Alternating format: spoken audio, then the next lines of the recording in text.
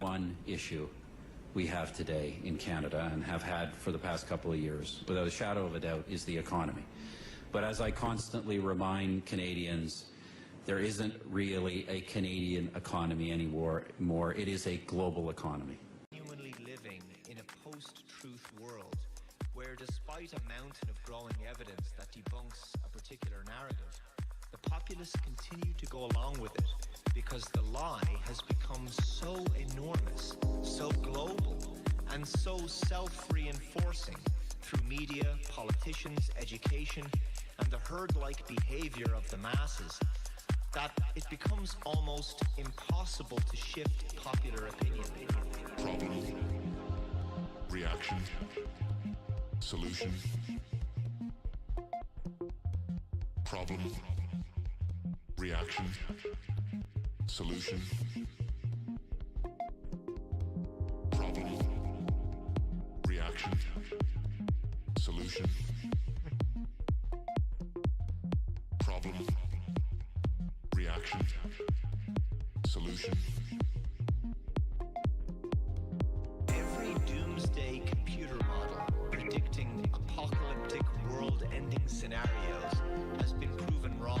There's an enormous amount of evidence that debunks the narrative, and yet people largely live as if it's true.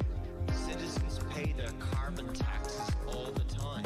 It seems that at a certain point, so-called science becomes settled, and the consensus of public thinking becomes orthodox.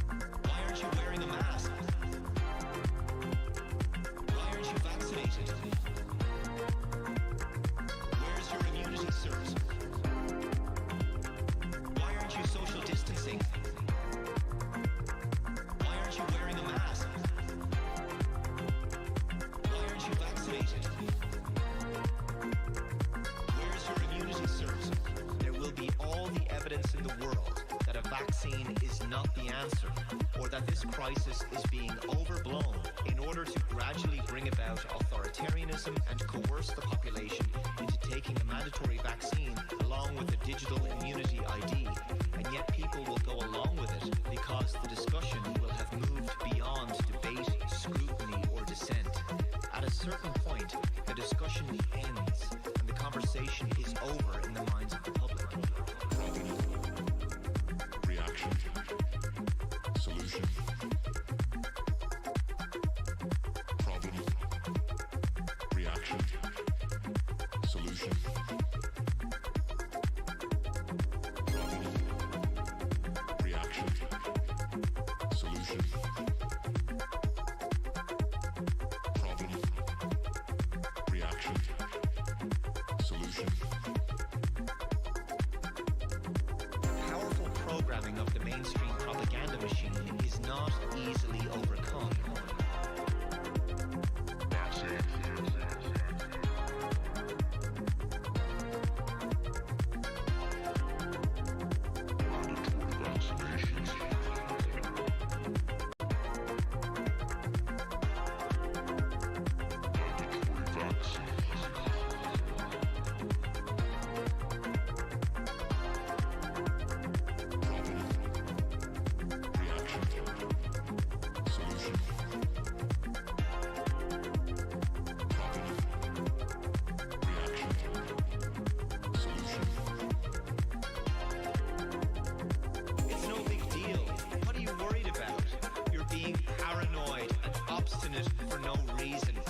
Quick 10-second jab in the arm.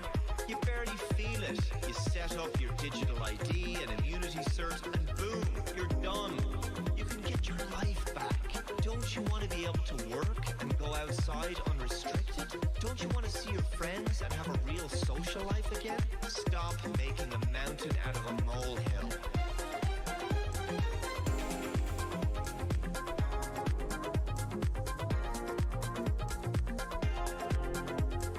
The vaccine is not the thing that keeps a future coronavirus at bay.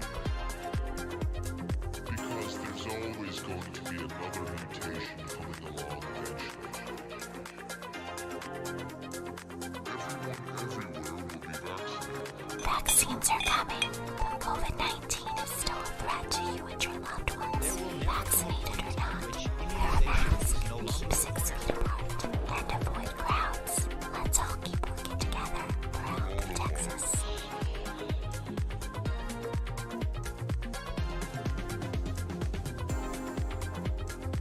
World Health Organization, Bill Gates, snake oil,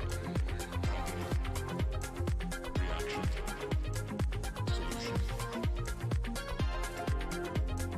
Surrender your right to privacy and freedom.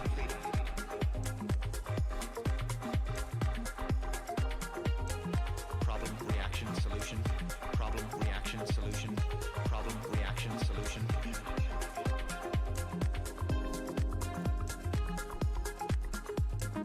Coronavirus. Ireland could face rolling restriction until a vaccine for COVID-19 is found. You're not putting a needle in my arm against my will.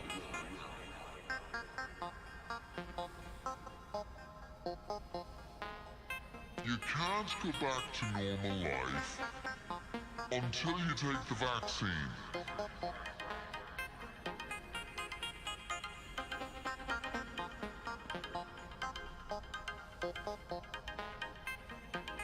Will people rationalize tyranny? Or will they resist it?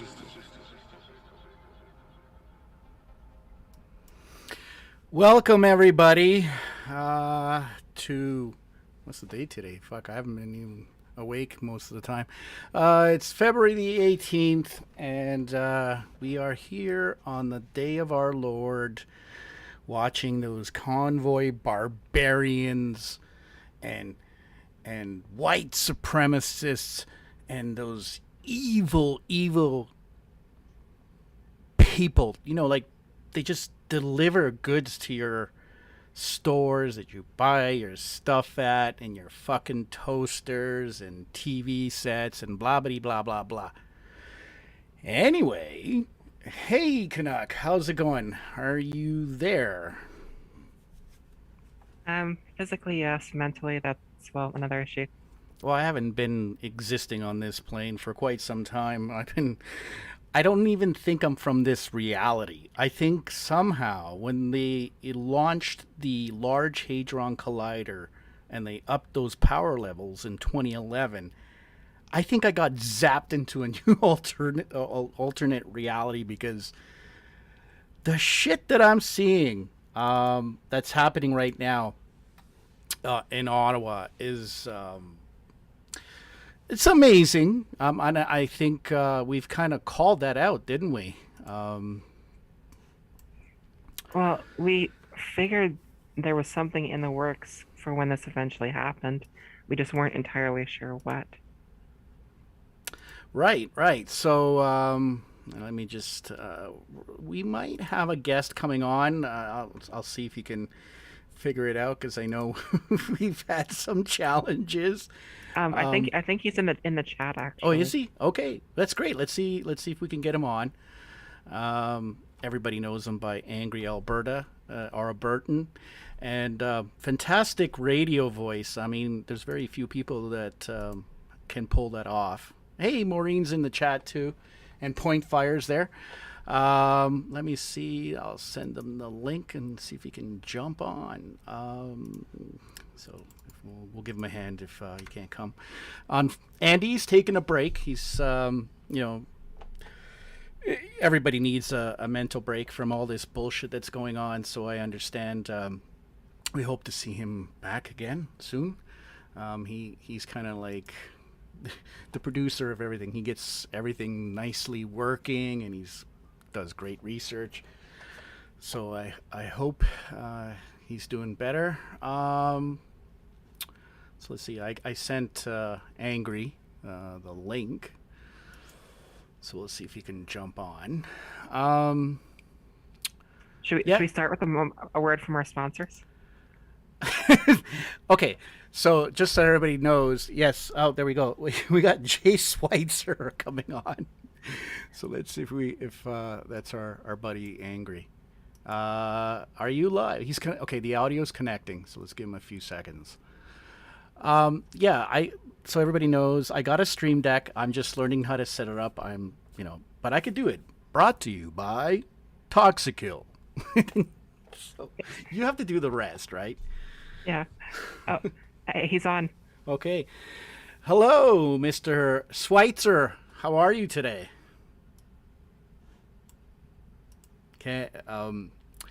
You might need to probably set up your mic on your end. Can you hear us? I feel like this is like one of those telco commercials from the States. So check your mic levels. You might want to go to where it says you'll see the mic button. I feel like an old person. Okay, it's been forever since I used them. It's okay. Canuck has her moments. Yeah. I'm not quite a boomer. Well, for quite a while I won't be, but yeah, I have my moments. Welcome. So I'm happy to have you on the show. I know you have a very large presence, and I see Jason Prescott is in the chat as well. Hello, buddy. So yeah, normally what we do is we cover on this show like a lot of our research and obviously Canuck's hard work and on her website. But I thought we'd just have a nice free discussion, maybe cover a few topics on the offhand. But I mean, what are your thoughts on what's going on right now in Ottawa? Because I kind of predicted this would happen. Oh, what are my thoughts? There's a lot of them. Well, let's start with a couple. Like, what did you think about the leadership, for one?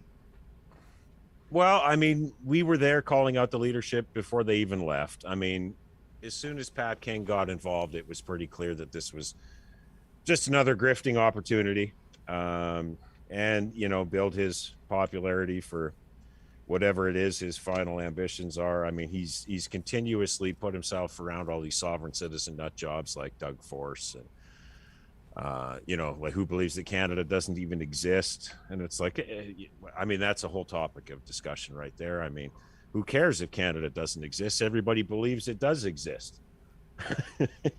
But anyway, and then we saw the political, like the real political operatives move in, Benjamin Dichter, and thank you guys, because thank Maureen. Maureen was who put him on the radar for us. And Larry, sounds like you got onto BJ Dichter quite a long time ago. And just seeing the connections that he had, and then Tamara, and then all of a sudden Peter Downing was threatening to sue me. And and then it was crazy because we had this, this condition where you were not allowed to question the convoy. It was completely untouchable. If you raised any questions about the organizers, no matter what their histories were, you were instantly vilified, and they were pretty much ready to take you to the stocks. And but we called them out anyway. We caused a lot of strife, and and I went down to the convoy things in Edmonton. I support the truckers, and I support the people. So I don't fault them at all for wanting to believe in the cause. But when you see who was organizing things, I just don't think there was really any real chance for success there. It just seems like more of the same, essentially astroturfed with volunteer. Like that's the thing I never understood until recently about astroturfing, is that not every protester gets paid. It's not like there's busloads and busloads of homeless people they can just truck into every protest. I mean, there's a lot of true believers, and it's just a matter of finding the right hooks to get them moving in a specific direction. And people want to take action. But like, they were so screwed. I mean, Canada Unity Group with their memorandum of understanding, it was just a bunch of sovereign citizen garbage. Like, there was just, I don't know. The whole thing stunk right out of the gates. I love the truckers. I love the way it brought everybody together. The fact that, people were encouraged to speak out and make a stand of their own in their own way, I think is fantastic. But yeah, we weren't expecting a lot of positive results. I think actually we saw more positives, out of this than we were expecting. I think so far it's actually worked out better than what we were expecting, but there's still a whole lot of room for this to get a whole lot worse. I don't know. I'll let somebody else talk.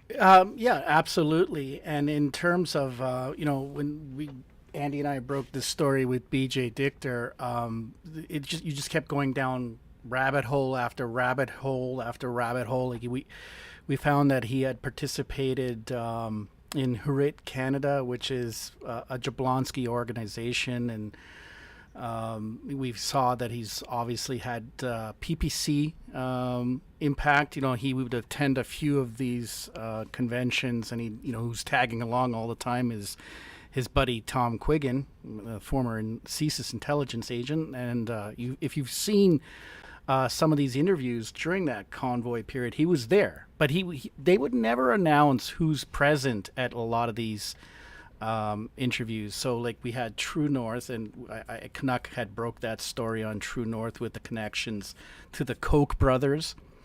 And then we had Rebel News, obviously. We all are very familiar with them. And then I was trying to figure out who's asking him questions, and I couldn't pinpoint the voice until BJ said, "And join us on Tom Quiggin Report." And I knew it was him. And then in that video, he announced that he actually had, he was an intelligence agent, worked with the RCMP, he worked with CSIS, he worked with the big banks. So it's like really weird when these two people know each other, but they're pretending they don't, and they're interviewing. It's a very odd relationship. But I want to show you a video from one of our locals in BC, BC Barbie. Hold on. Wrong video here. So let me just share with you. I got to drive all this while I'm talking as well, so you can see the screen. So BC Barbie is located she's another patriot in BC, and she's had the opportunity to catch these guys coming through BC with a lot of support for the truckers, and God bless the truckers, because they actually they did come with a positive attitude, and something did come out of this convoy, and we're starting to see the provinces break some of the mandates. I'm hopeful, but I don't expect a lot, but let's see what happens. You'll find this interesting, Angry. Watch this. Yeah, we'll get the video going here. See if you can hear this. Can you hear that, Angry? You can yes, hear it I can. Okay. All right, so we'll get to this. So this is the part where they asked the trucker. Let me just set it up. They asked the trucker to mention the convoy, and the trucker's like, "Yeah, I don't really care." And these two women are pushing the GoFundMe. The Parliament buildings, hopefully with a couple thousand other trucks. All right. And what day do you arrive in Ottawa? I believe the schedule's for the 29th. That's awesome. And we're not leaving Ottawa till there's a mandate change. And I guess they're not leaving Ottawa till there's a mandate change. Well, I hope they stick to that too. Yes. Also, too, is there a GoFundMe page? I'm not sure about the GoFundMe page. We're not too worried about the GoFundMe page. We can handle this on our own. Yeah, they do have a GoFundMe page. Yes, they do. Okay, thank you very much. UnityCanada.org or .ca. Bear Hug GoFundMe. Let's see. Can you do that? Say that again. Is it on? Unity Canada /Bear Hug is where you can get the attachment for the GoFundMe, because there's 160,000 truck drivers out of work, and they isn't. So you see there, they were already pimping this, like, from the beginning. And you could hear this poor guy is like, yeah, we really don't care about that. Like, whatever, we're doing this for the people. And they're like, no, you got to mention the GoFundMe. And sorry, what date was that? This was posted on. Let me like her. Anyways, everybody visit BC Barbie. Give her a sub. This was on January 24th. Wow. Yeah.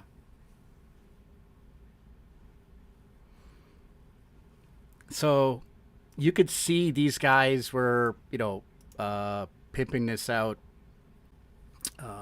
for a very long time. Can you help me out? What was that girl we always pick on? She's always pimping herself in Action for Canada and, all these lawsuits. Odessa or what? No, that's not her. Odessa Monroe, the movie star. Yeah. Yeah. That's not her channel though. I think it was Canadian. She's changed it a few times. I think it's Liberty, Libriti. I think it's a new iteration. Yeah, let's try it. No, it's not. If you could find the channel for me, because she's changed it.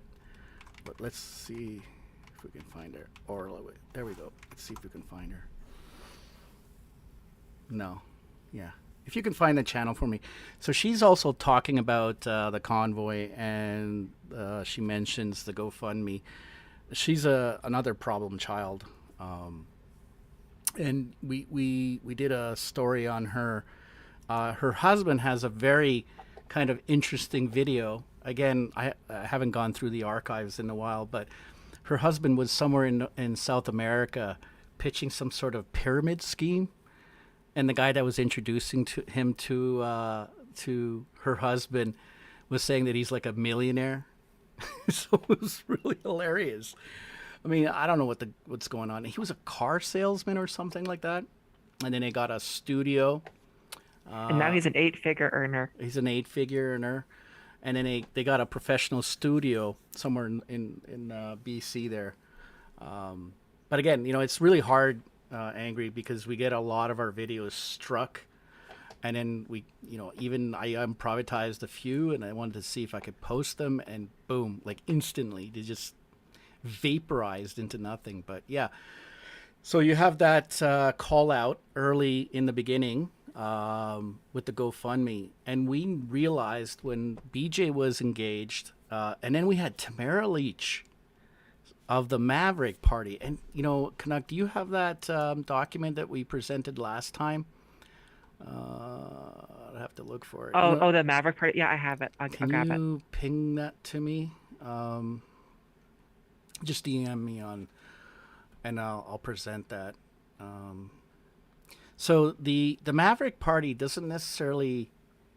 They don't denounce the mandates. They denounce the mandates at a federal level, but not at a provincial level.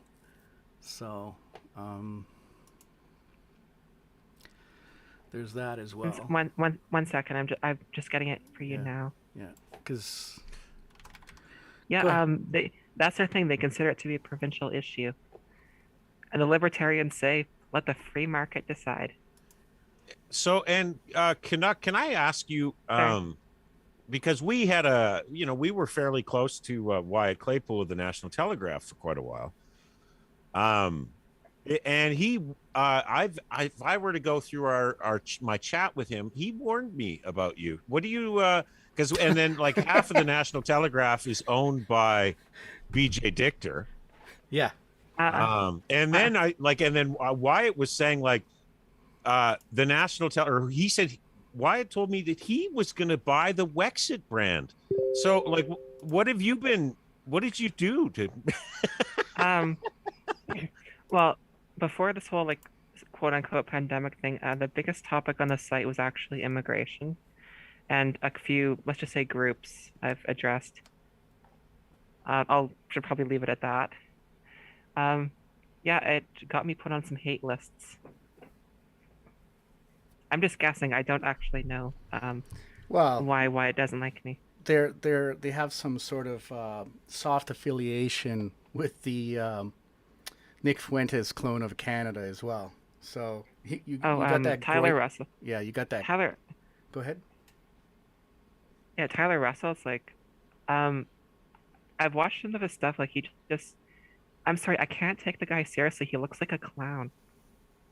Well, yeah, he's a clone of Nick Fuentes. He's selling that brand of the Groypers, which is Never even heard of him. Yeah, he's so Nick Fuentes is this colorful character. He's like 23, I think, and he's sort of leading this brand America First. I've heard of Nick Fuentes. Yeah, I don't follow it. I don't know really anything about what the guy's about, but yeah. So he calls his followers Groypers. Okay, that's where that word comes from. I've been seeing that. I have no idea what it means. So now you have this Tyler character who, like, it's a basic clone, right? The desk, the outfit, the demeanor, and he's on Cozy TV with a bunch of those other guys. So yeah, there's a close knit family over on National Telegraph. That's why I made that little stab, like the Groypers. But I have here on the screen, this is the Maverick Party COVID statement. Do you want to call it out, Canuck? Sure. Okay. The Maverick Party believes Prime Minister Trudeau and his government have mishandled Canada's approach in dealing with the COVID-19 from the beginning. The Maverick Party has been critical of this failure in the past, and our criticism will undoubtedly continue in the future. However, the Maverick Party will not be forced to become involved in the ongoing emotional debate over restrictions imposed by the premiers of different provinces versus infringement of citizens' rights or freedoms. Maverick is a federal party. And it goes on to reiterate down next paragraph. The restrictions and/or lockdowns decreed and enforced are done provincially, province by province. As previously stated, Maverick is a federal party.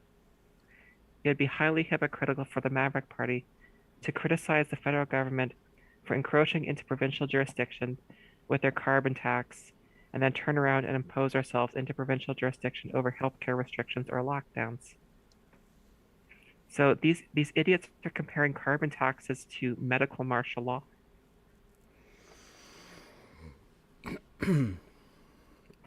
Well, they are idiots because from what I understand, Maverick is just a break off. Like this is the new Wexit, like the Wexit. Yeah. And so now is the Harper crony still in charge of this? I think it's Jay Hill right now. Yeah, that's the Harper crony. Yeah, which is interesting because I think it was 2007. Harper played around with the equalization formula, and Jay Hill voted for it. So he actually voted to screw over the West on equalization. So did Maxime Bernier. So did Jason Kenney. Wow. I mean, yeah. I mean, I should be surprised. I'm not surprised. I said, wow, anyway. Yeah. But that's the reality of the situation. Oh, and yeah. In 2014, it was a similar, they changed the formula again to favor Quebec. Bernier and Kenney both voted for the changes. Again, screwing over the West for Quebec votes. Yeah, and then I'll never forget, was it Scheer with the jug of milk, just chugging it as like, hey, this is how owned I actually am. I mean, he didn't quite say, I'm their bitch, but he might as well have. Oh, that was that was almost as powerful a statement as when Danielle Smith crossed the floor, and now I hear rumors she wants to come crawling back. It's just, and everybody's like, oh, the politicians. And there's that, I love that the whole political organizing team for the convoy, this Alberta Unity Project, and it's just Roger Hodkinson, the whole Roger Hodkinson. Yeah, from the beginning. He's even wearing plaid. Like he's wearing plaid. It's just like, Roger, really? Like, just wear a suit, man. we all know you'd be more comfortable in the suit. Just you don't look right in a plaid shirt. I don't know. It's all good. I mean, I have fun criticizing people, but people, this week I just want to duck and cover, man, because we just have so many I told you so's to get through right now. I think we're gonna lose at least 4,000 or 5,000 people. Yeah. Well, since that happened with Give Send Go getting hacked and then the people being doxxed, yeah, nicely done. The RCMP and CSIS now have your full name, your banking info, and your address. They're probably running background checks on everyone right now. I would argue that and this is one thing that I've noticed, like all this, like the protesters that have worked against what we've done for the last just about 2 years, most of them kind of had their beginnings with this yellow vest movement. And I'm curious if they're using Nation Builder or at the very least MailChimp or something behind the scenes and, keeping a vast database, because they're all very big on their connection table. And you give us, every one of Benita's events had, you needed to sign in. She would actually put up a big billboard that said sign in to the protest. And so they've got, and they've all taken direction from Jeff Sharp, who was one of the organizers for Yellow Vests in Edmonton here. And it's freaky. And the line was the same thing, right? Like the line, when it formed early 2020, they wanted all your information, right? Sign up to our email thing, sign up to our website, sign up to our forum. All of these have been just absolutely spectacular. What's the word for those? Honey buckets? No.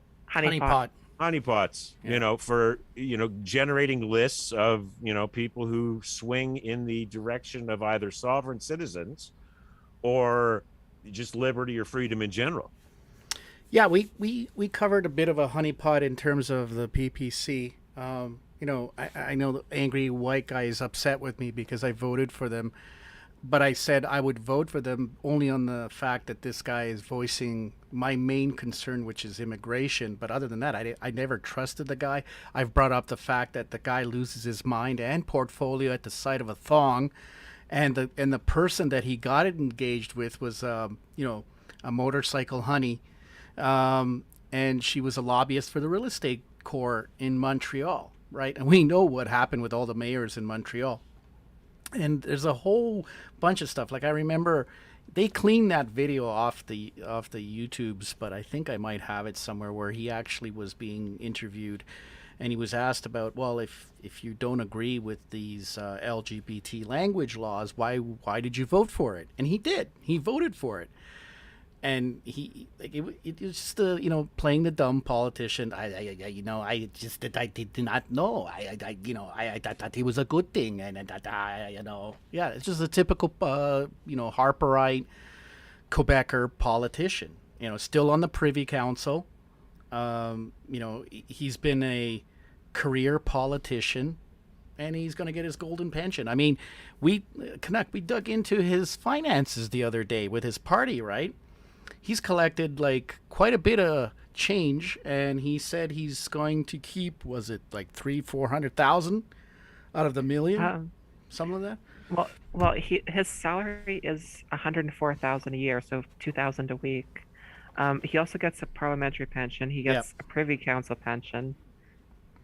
I don't even know what the terms he split with the Montreal Economic Institute. His severance was probably huge before getting into politics. I wouldn't be surprised if this guy's pulling $500,000 a year in various income and pensions.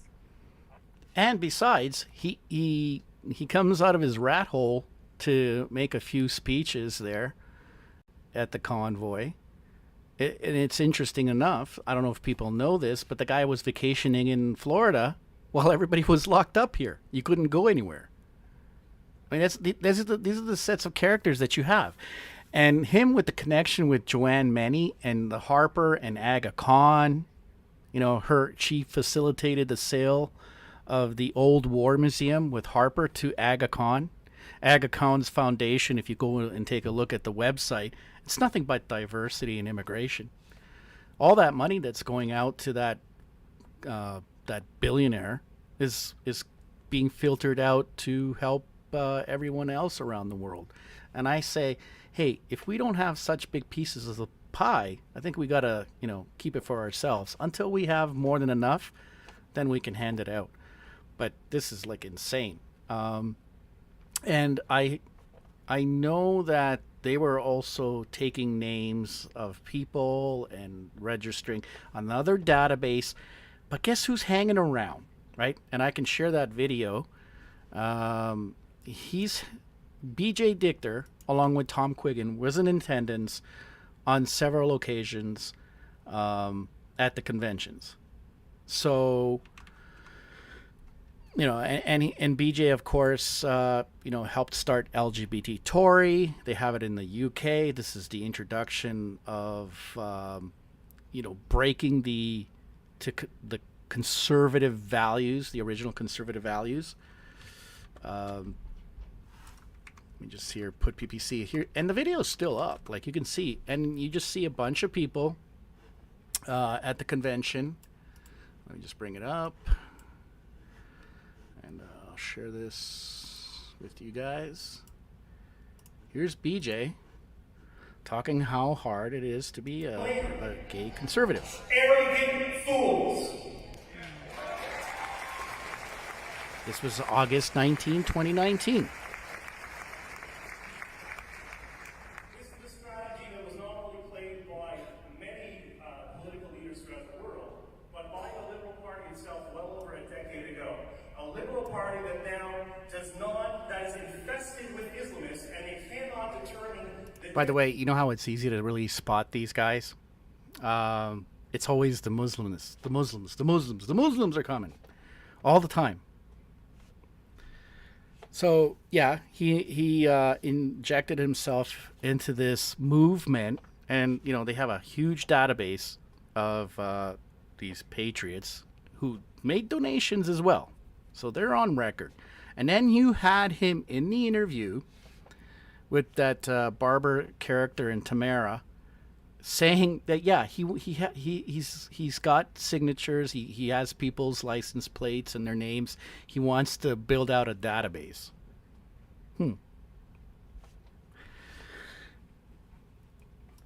I don't know. It just seems to work on for the Trucking Association, and I think I've pointed this out before. The Trucking Association has been lobbying the government like over 200 times in the last couple of years for TFWs, for climate change, for COVID support. And I think, Canuck, you have that on your website there that with the CWS, right? Yeah, it's interesting. This and the Canadian Business Council and all those various business groups. Yeah, we want more lockdown support. We just don't really advocate for ending lockdowns. So we're cool to shut it down. Just give us money. So you think people would have an issue with that? And just BJ Dichter, is he not married in the traditional sense? Like from what I've seen, I don't even think he's actually gay. I'm not sure though. I don't know. Nobody knows. Nobody has any background other than nobody knows what his work background is. Nobody knows if he's an actual citizen or, quote, a dual citizen. And he has some ideas maybe, but we don't know anything about this guy. We just know that we know he's been engaged with Joe Hayes. I've been banned out of Joe Hayes' chat just by calling out BJ Dichter. He demodded me, he banned me from his chat, and he said, I have those affiliations with those people, but not in this particular case with the Convoy. And I know that he was pitching that whole thing with the Tom Quiggin GoFundMe for Operation Kill Switch, which BJ started.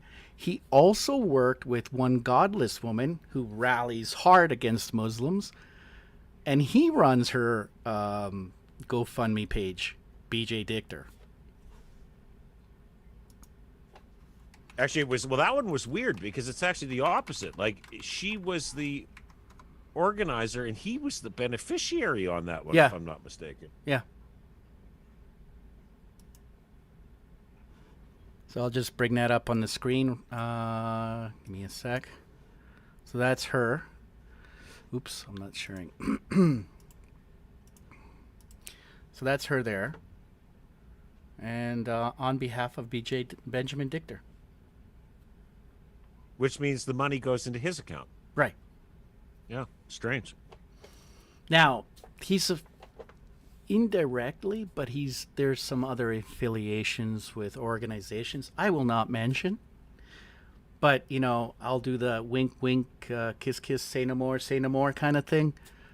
In respect to that, it goes really high level, like really high. So when we saw him engaged in this, and then we saw that Tamara Leach is engaged in this from a quasi separatist, very nationalistic patriot movement that has no issue with mandates on a provincial scale.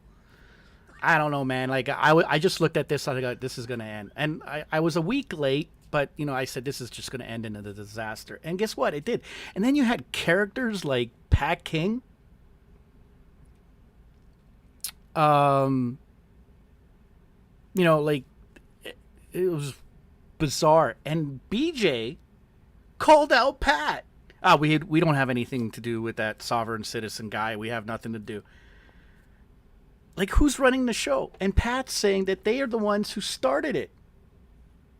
Yet BJ is the one who's leading it. And then he shows up. This is what really irked me.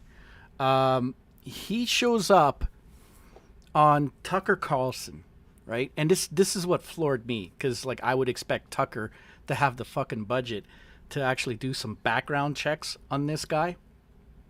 So he comes on Tucker Carlson, and he says, like, he drives a truck, but he doesn't necessarily say he's a truck driver. So yeah, you could have a Dodge Ram or a Ford 150.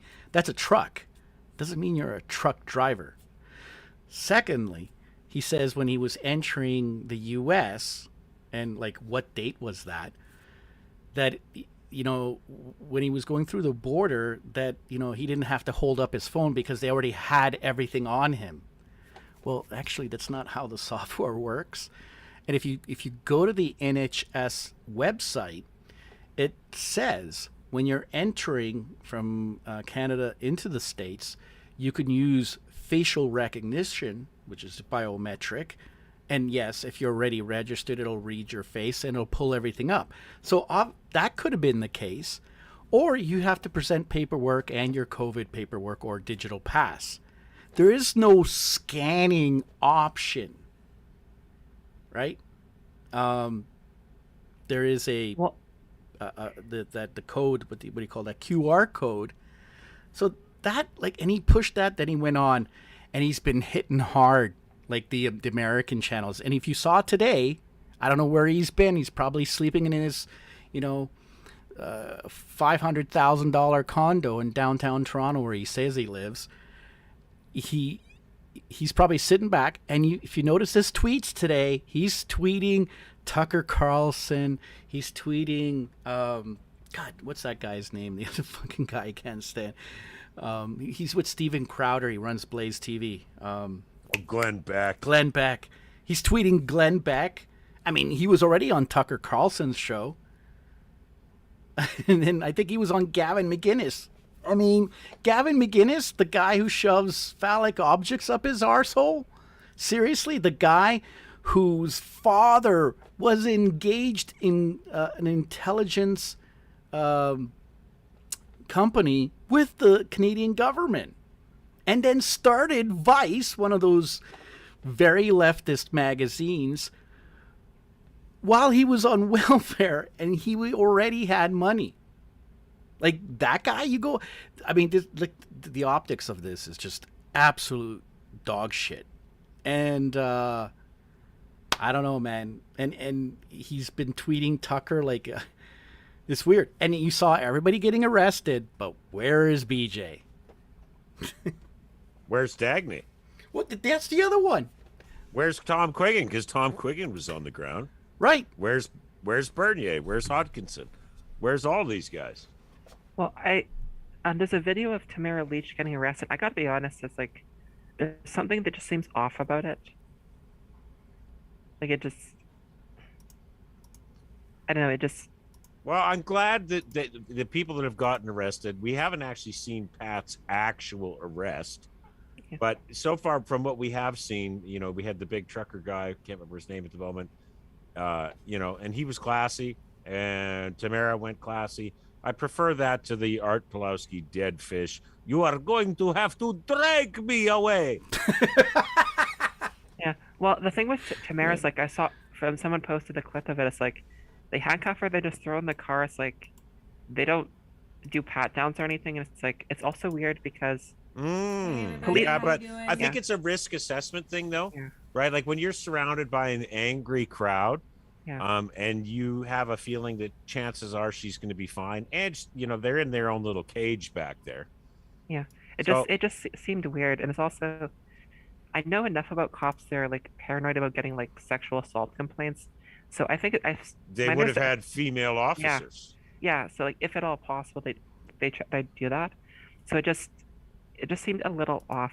Not saying it's a total hoax. It just seems off. Well, you know, I think everybody by now knows Dagny Pollack, the infamous Mendocini marketer.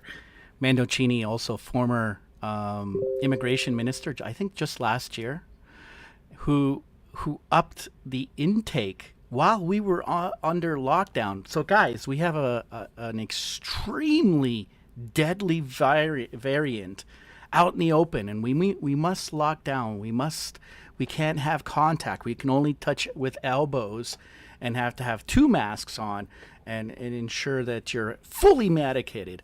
But we want to uptick the immigration levels, which doesn't make sense, because if you have a major pandemic that's ravishing your society, I don't think you want to start bringing in flying people in from all parts of the world.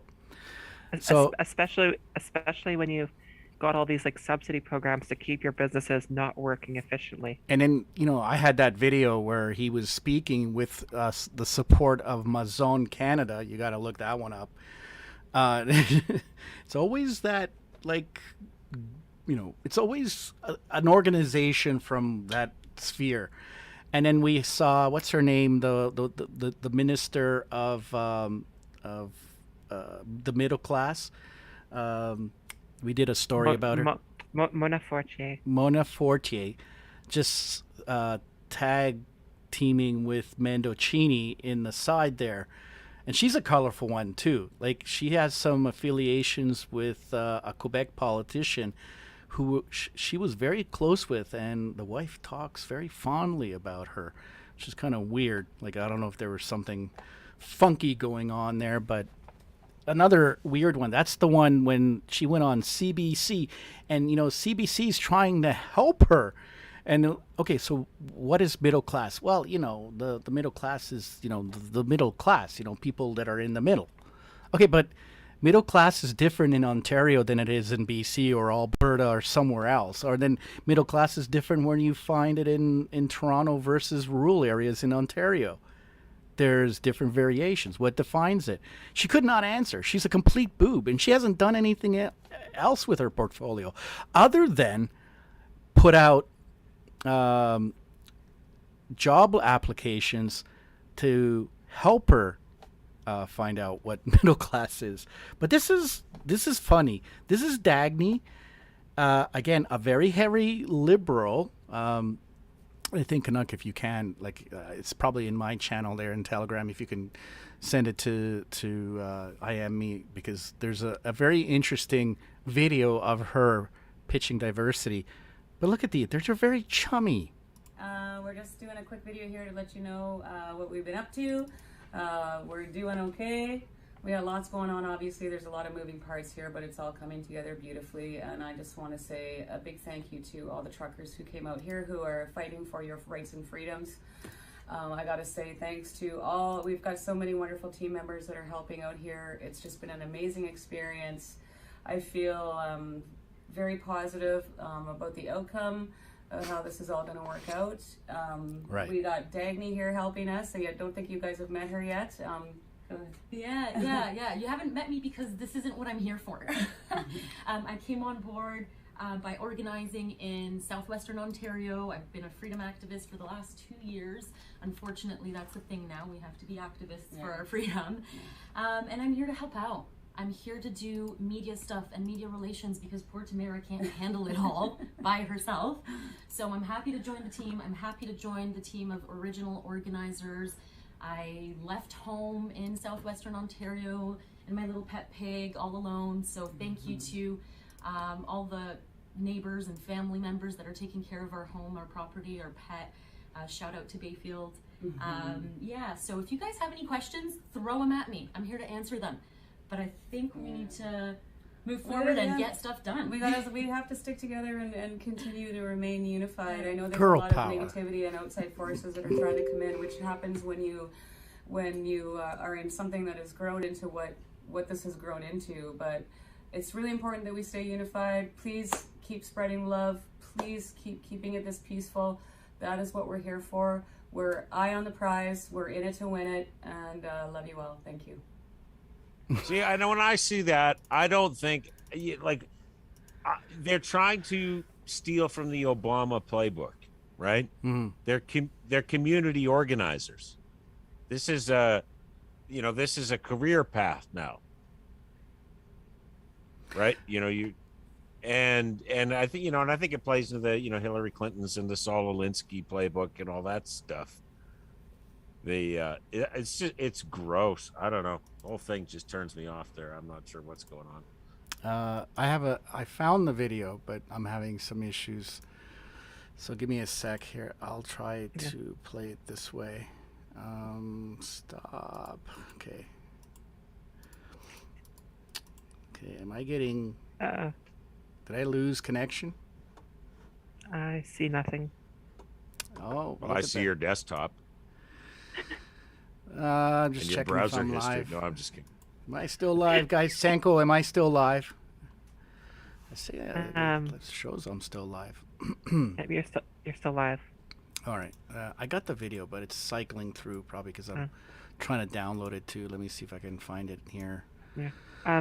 Angry, I'm curious, since you're in Edmonton a lot, what's it like, since obviously neither of us, Fred and I, don't live there, what are the protests and whatnot like over there? Convoys. The convoy stuff has been pretty fun, actually. I mean, I haven't done anything. We basically canceled our protests just to get out of the way because there's no point. It's just nothing but horns honking, and the Edmonton Party Central people have they've got the big sound system and everything. It's just, I don't know. I just don't feel like fighting it anymore. Because they set up across from us basically every week for the last year. But with this going on, I just don't see a point. Nobody's listening. They just want to see the trucks. And frankly, I just want to see the trucks, tractors. Well, it is an impressive sight. Like when you see the drone shots and miles and miles of them. Yeah, it's you know what? It's basically the most fun people have had in 2 years. And to see them all just get out there and do it together, you can't help but it's like going to a rock concert or going to any other thing that big group activity, lots of endorphins released. It's I can't fault people for that part of it. Even even if it is unproductive, but at least they did something. I have to give people credit for that. It's nice to see them make a move. Yeah. So here we have our Dagny lady. Hi, my name is Dagny, and I've been volunteering with the Matthew House for over a year now. And I believe that refugees are important to our communities and to our country because I firmly believe that our strength comes from diversity. Diversity is our strength. Always. Yeah, so that's another strange bedfellow. I don't know what the fuck's going on anymore. I know for a fact I shared. Did you see that that spreadsheet I shared,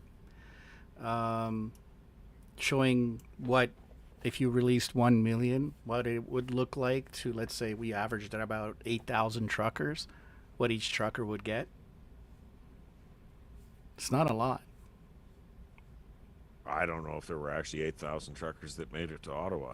Well, they were claiming there were 50,000. So what Andy and I did, we tried to average it out. Yeah, but in reality, there was like maybe at most 400. Right. So, then they would get a bigger slice of the pie. It definitely, the one, and it's funny because the media were saying there were like 50,000 truckers, and BJ was saying there were 50,000 truckers. Can't fit 50,000 trucks in a very small area like Ottawa. Well, 50,000 trucks would stretch end to end, like if they had trailers or, like basically from Ottawa to Winnipeg or something, or more. I can't remember. Somebody did the math on that though, and it would have been several. Yeah, it was either from Ottawa to Winnipeg or possibly even further. I don't even know. So there's no way there were ever 50,000 trucks in Ottawa. And even the terms of the initial GoFundMe were pretty laid out. That only this was for those who were going to be making the stand in Ottawa. I don't think those that just came along for part of the journey were expected to get anything. Yeah. Now we do have some people on the ground. So a lot of the work that Canuck and I and like Maureen and Sean do with Civilian Intelligence Network, we do it behind our desks and stuff. But there are people on the ground that actually go and they do actually approach people, which is great because I think there should be more of that. Do you have that unseated guy, the link, Canuck? Because I wanted to play the video. I have it downloaded. Matt the unseated. Which video? The one where he approaches police on guard. That was a good one. Okay, I'll look for. In the meantime, just I'm sure some people have seen this, but could I share the absolutely. Freeland clip? Sure. Like just to show like how crassly opportunistic all of this is. Hang on, that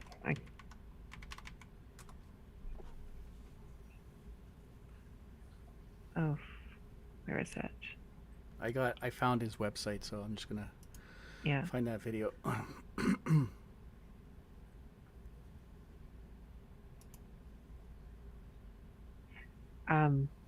Freeland. Oh, here it is.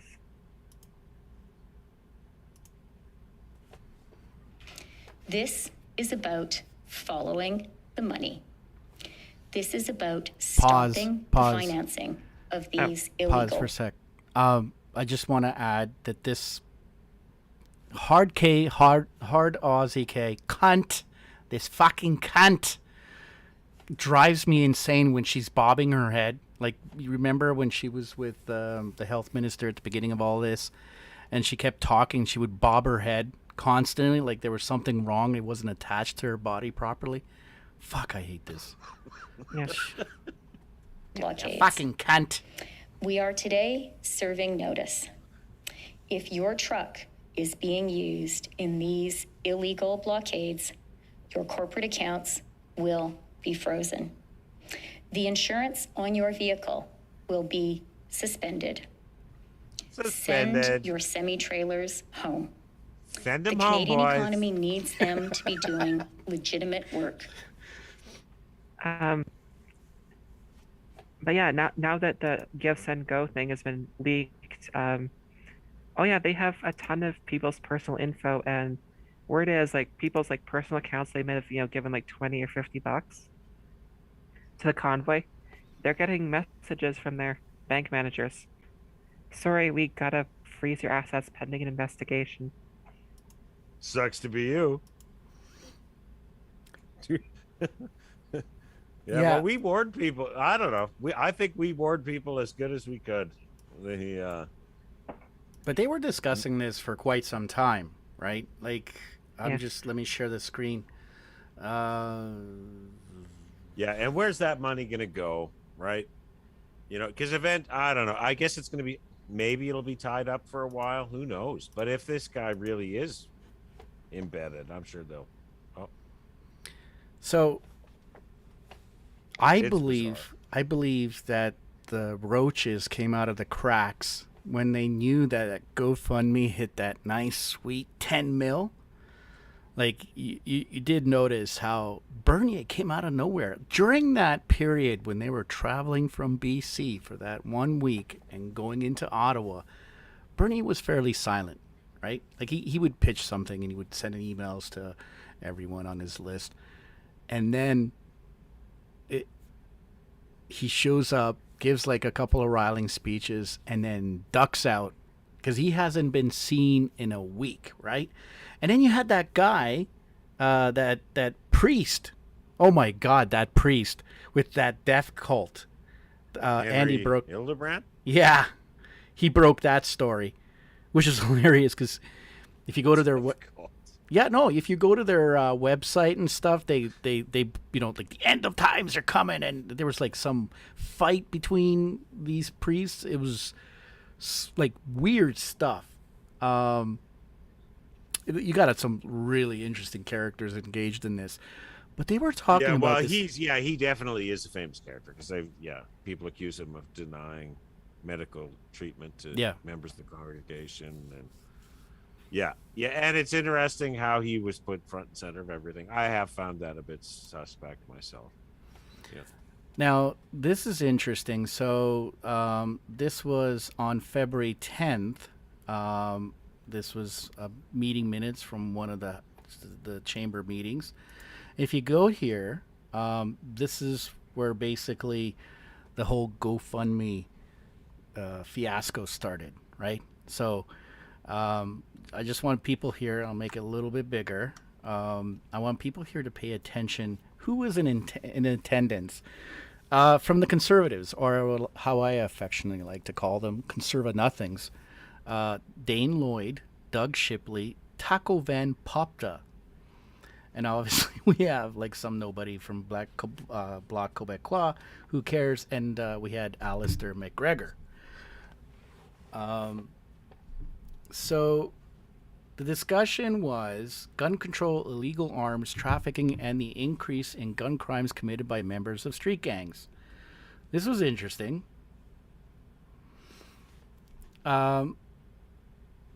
The motion was put before by Talib Noor Mohammed, standing on the committee, to undertake a study of the rise of ideologically motivated violent extremism, or as they call it, IMV, in Canada. This study include an investigation into the influence of foreign and domestic actors in funding and supporting violent extremist ideologies in Canada. That the study include the use of social media to fuel the IMV movement. That the committee explore an impact of anonymous and foreign donations funding IMV, including through crowdfunding sites. The committee invite representatives from Give, Send, Go to appear, that the committee further look into the role of payment processors in preventing the funding of IMV, and invite representatives from PayPal, man, and Stripe to appear, that evidence and documentation received by the committee from the upcoming appearances of representatives of GoFundMe and FinTrack. Now, I've been looking into FinTrack, and I'm grateful to Jason kind of helping me out with that, because I think FinTrack does talk about IMV within the and God, it's a difficult document to go through with all the legalese bullshit with this Emergencies Act, which is 30 pages long. In there's a link that if you follow, it goes to the Financials Act. And then you got to kind of follow that and get into FinTrack, because I want to see the rule that's driving this FinTrack. And like recently, as of December, I think it was December 29th, they made an update to include IMV. So it's interesting that, that happened prior to this meeting, which got, approved. And it says here, FinTrack be included in this study, that the study include Canada's national security organizations and police involved, i.e. this is CSIS, and police involved in monitoring and countering and responding to IMV threats, that the committee reports its findings to the House, and to pursuant to Standing Order 109, the government table a comprehensive response to this report. Dane Lloyd moved. The debate will be adjourned. Yeah, whether this is planned or just incredibly opportunistic. By the way, they want to tie the truckers to the you guys are a bunch of armed gun nuts who want to overthrow the government. Hence the narrative using that type of verbiage constantly. They're constantly repeating it. Look at these, white supremacists and violent protesters. That they're using that to help drive this. By the way, I just want to show this here. Nays, 0. So it's not just the Liberals. It's all of them. All of them. Now, I want to ask you both. Do you guys remember prior to Christmas, they were locking us down hard? And you had all the ministers. You had Trudeau, Aaron O'Toole. You had Jagmeet Singh, and that the black or the POC LGBT. Forgot where she was from. Green Party, right? I forgot her name. Like the communist POC LGBT. All of them in the same room, telling you to go get your vax. All of them. That's not creepy at all. No, but you remember that video, right? I have to. Oh, I remember. I remember it. Yeah. Angry, you saw that? Oh yeah. Yeah. This should not come as a shock. Yeah. It's a really sickening thing back when I think it's October, November, when Trudeau announced vaccine passports for federal workers. Aaron O'Toole's posting happy beer day pics on his Twitter. Like, really, dude? Read the room. Now, Jason. Sorry, it wasn't Jason. God, I'm just. It's late. I've been working all day, but the individual from your group there that I think it's Prescott that helps you, Angry. He looked into this further, and there was shit that was kind of not necessarily redacted, but just not fully put into the minutes, but was in the video. So these people don't give a shit about us at all. They look at at us as something just as fleas. And now what's interesting, they're fencing up Parliament exactly the way they did it in Washington. In D.C. I feel like we're reliving January 6th. Oh, absolutely. Yeah. It's even that I was just shocked when because I was looking up, I don't want to get into it, but the last couple of years we've seen these Jericho marches, and none of them were more significant than the ones that were done around DC on January 6th. And that was repeated by Art Pulaski at his Tiki Torch March, and over again because they wouldn't let it go. And and then they've been doing these Jericho marches around the Parliament every day since then. And it almost seems like they went out of their way to make sure that this would be associated with January 6th. It's so tiresome, and I feel bad for the people that donated. Their names are now out there. I was we all talked about it. I would be donating to this. I know people want to give, and I think the best thing would have been to just walk up to every trucker. I know you can't get every trucker, but if a group of people just went and gave them cash, right? It goes to them. It's direct. What are you going to do? How are you going to trace that? Now, this individual I like, Matt the Unseated. I did put that into the channel description or the video description, so check him out. Please subscribe. This guy is doing some great work. So he's walking up to police on guard, and they have a lawsuit with a particular individual. We're not going to mention, but very questionable individual. He's had a case against a particular medicine that's been out for 2 years. 2 years, and it's a little too late there, but it doesn't matter anymore.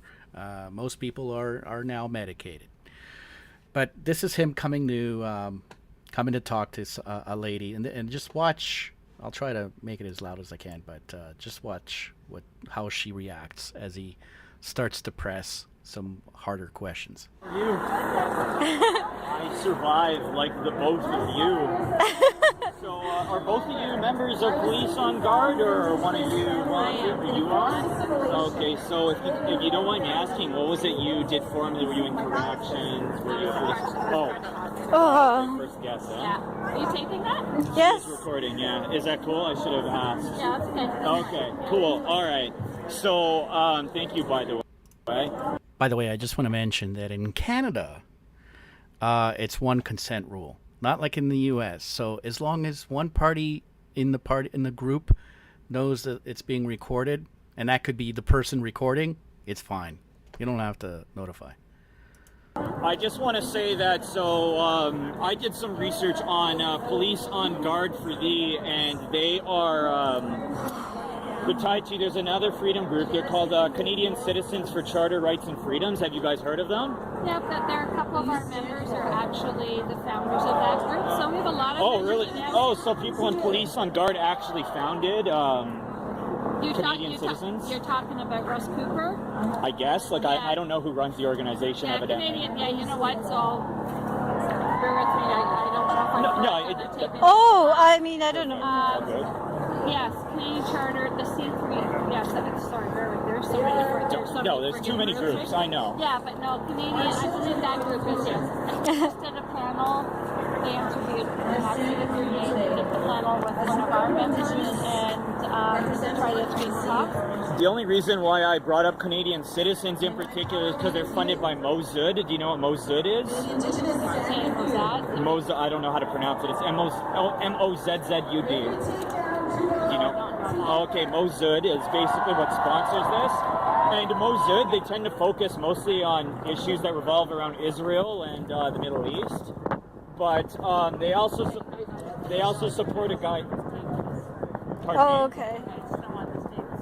Yeah, why don't you want this taped in particular, but everything else was okay? I'm just curious. I really wasn't overly pleased with you taping without asking me, but now you're talking Mossad, it's just like intelligence. Well, of course, but I'm talking about the truth, right? But that's not my area of expertise, so I don't want to give any wrong You don't need to give any wrong information. You just literally say what you know and what you don't know, and you were pretty clear. Which is that, you know what, that's not something, and you're aware we have a lawsuit going on, right, pursuing the government? Through Rocco Galati or through... Yeah, I'm well aware of Rocco Galati and his staged trials, yes. Okay, so you know what? We have to be mindful of what we do and we say. It's the first time the Canadian police have ever taken the government to court. Okay, so I mean, I cannot be talking about MI5. I cannot be talking about MI5. I don't understand how a crown corporation, like with due respect, crown corporations are everything from municipalities to police. I don't understand how a crown corporation taking another crown corporation, aka government, to court, which is another crown corporation. Okay, well, I don't understand how that all really is going to add up to what real justice is, right? Well, we have a different opinion of that, and so you know what? I'm just not going to go on camera and talk to you about That's totally fair. You don't have to go on camera. You have the right to consent to recording or not. You probably know better than me, being a corrections officer. But I think that you should be aware of the ties that your organization has, because if I'm going to quote Vladimir Lenin, former leader of the Communist Party, said the best way to control the opposition is to lead it ourselves. Very much. This conversation. Yeah, I figured as much. Okay, you have a nice day. Okay, well, just so you know, every single one of Rocco Galati's trials, pretty much, are all staged. Former intelligence assets. Okay, thank you. Just like Michael Freeland, who, by the way, said he had information about planes hitting the towers, but we know there were no planes. You have a good one. Okay, so please tell me you looked into Russ Cooper. Is that the name she mentioned? Russ Cooper? Russ Cooper, yeah. So obviously you did some digging. I haven't done any digging yet because I've been digging into this FinTrack stuff. So this was just a big like cliffhanger, like you don't even have. I like, because this guy's doing a different type of work, right? He's coming and he's approaching people. But I haven't. Do you have any info on Russ Cooper? He's on my to-do list. Okay. Do you have anything, Angry, or maybe you can enlighten us about who this character is? No, but we always had our suspicions about police on guard for they were always mixed up with what we refer to as the sovereign citizens. Ah, okay. Actually, since we're talking cases, so I mean, this is out in the public now. So could I just briefly address one thing? Sure. Let me just play this clip and then we'll jump Yeah. into it, because I just want to give this guy, Matt the Unseated, please give him a sub and a like. This guy is doing great work, like real on the ground journalism. Beautiful. This guy is just epic. Thank you. The world's a better place. Thank you. Don't listen to Elvis. Hey there, dear. What's going on, Max? Yeah, great. Hey, good to see you, by the way. I just got a question for you, by the way, for the Canadian people here. So I just want to ask you, so I presume you know who Joanne Meny is, being that she either was or is a member of the PPC. I'm not sure of the current information. But what I'm just going to say, because she's a former member of the PPC, she was the former executive communications director, and she worked for the Policy Research Initiative, which was created by the Privy Council, and that was in order to broaden research for the SSHRC, where you published a review of the social economy. Now, Joanne Meny attended 2 meetings at Carleton University, which were held by Tides Foundation, which is where George Soros launders money. So what I just want to ask you, just in particular because of your connection with Joanne. Sorry? No, he's completely lost. The poor bastard, he has no idea. He's just like, what? Could you do this? And, like, I speak, not this. Watch, it's coming, right? He knows what he's talking. Everybody that's approached him about this, he just backs off. That look on his face? Yeah.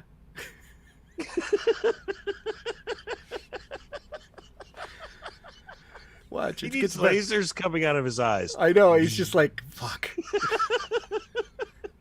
No, I gotta. I don't know. I don't know what to do talking about. I'm just a Frenchman. You submitted the review of the social economy as, what is the social economy? What's your role with the Privy Council, and how are you connected to the social economy, Max? Can you tell the Canadian people what the social economy is? Also known as communitarianism, which is the Global 2030 plan. I'm not connected to that. I'm here to fight for Canadians. I know you're here. Sovereignty and all that. It's lies, and I don't have time for that. Go on. It's not a lie. It's not a lie. He called out Joanne Meny. It's accurate. She was his comms director. She was engaged with the Privy Council. She did meet with the Tides Foundation. Not all of that is accurate. And by the way, he also uses Canuck's work as well. So that's an outward lie, Bernier. Look at our videos.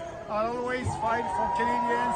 since the beginning of my political career. Oh, here he goes. So thank you very much. With due respect, pitching. saying that you fight for Canadians and not answering a question or explaining to people the Tides Foundation or your connection to George Soros. I don't have any connection with them. I'm working with Canadian. But your people former for member of the PPC literally was at meetings held by the Tides Foundation at Carleton University. They're all there, Max. The documents are all there. The documents are all there, Max, but all right, take care of yourself. That's pretty epic. Yeah, this guy is great. Oh, I forgot to like this video. So anyways, check it out. I put it in the description in the video. Great guy. On the feet on the ground. Keep it up, Matt. Congratulations on that one. I love that one. You wanted to show something in relation to that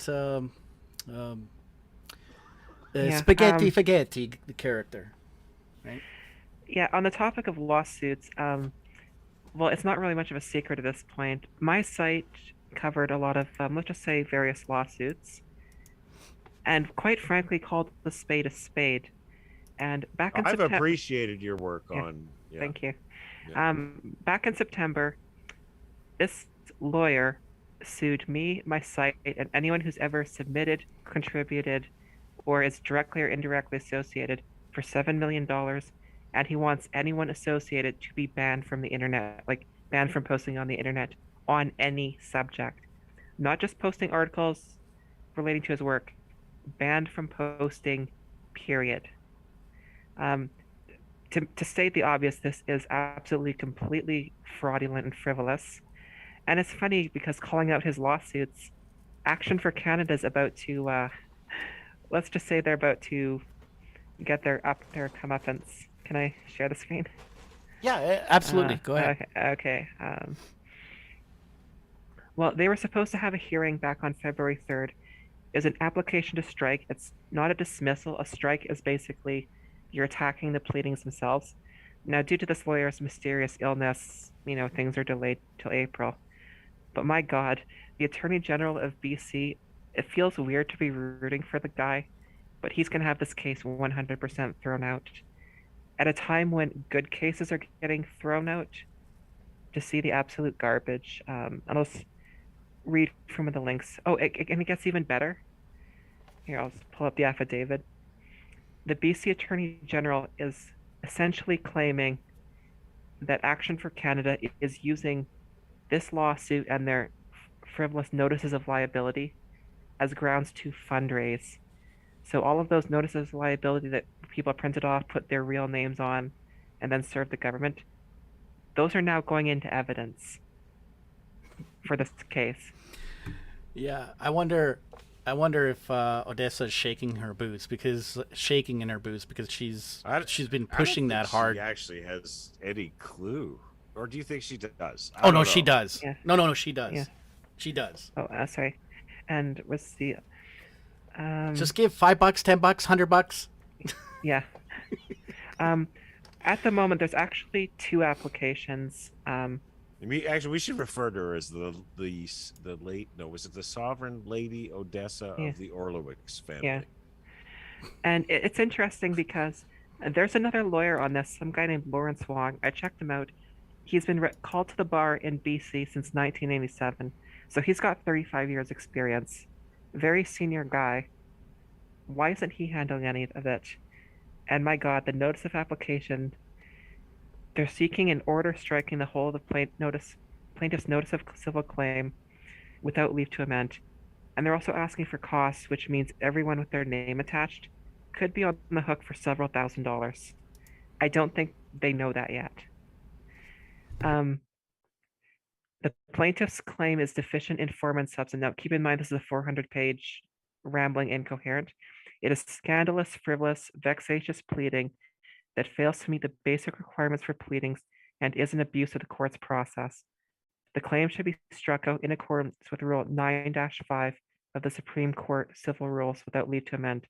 And that's exactly back in August where I said this was going. Exactly. Yep. They quote some of the things which is in the article, by the way.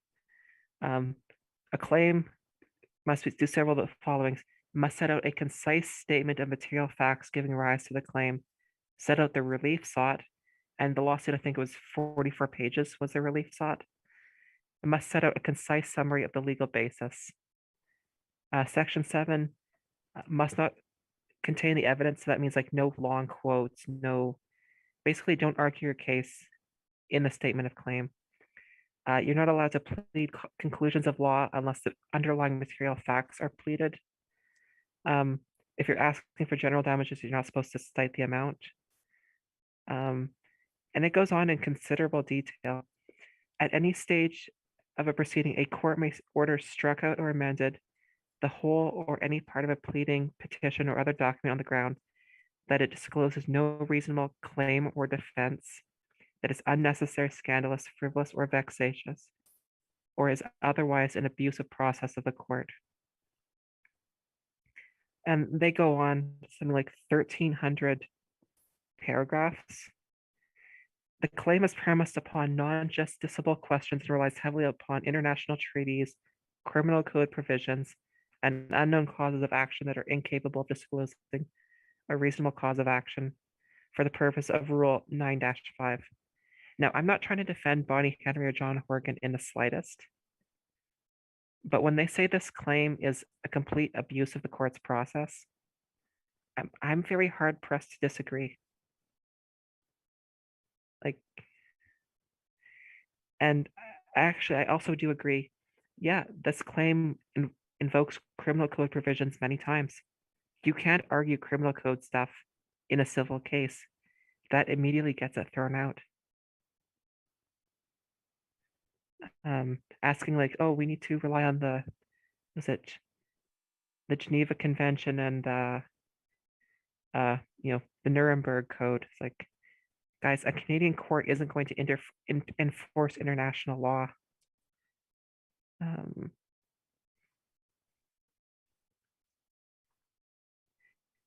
The general rule is that facts pleaded should be accepted as true for the purposes of a strike application, and that is true, but it does not apply in cases where the notice of civil claim is replete with assumptions, speculation, and in some instances, outrageous allegations.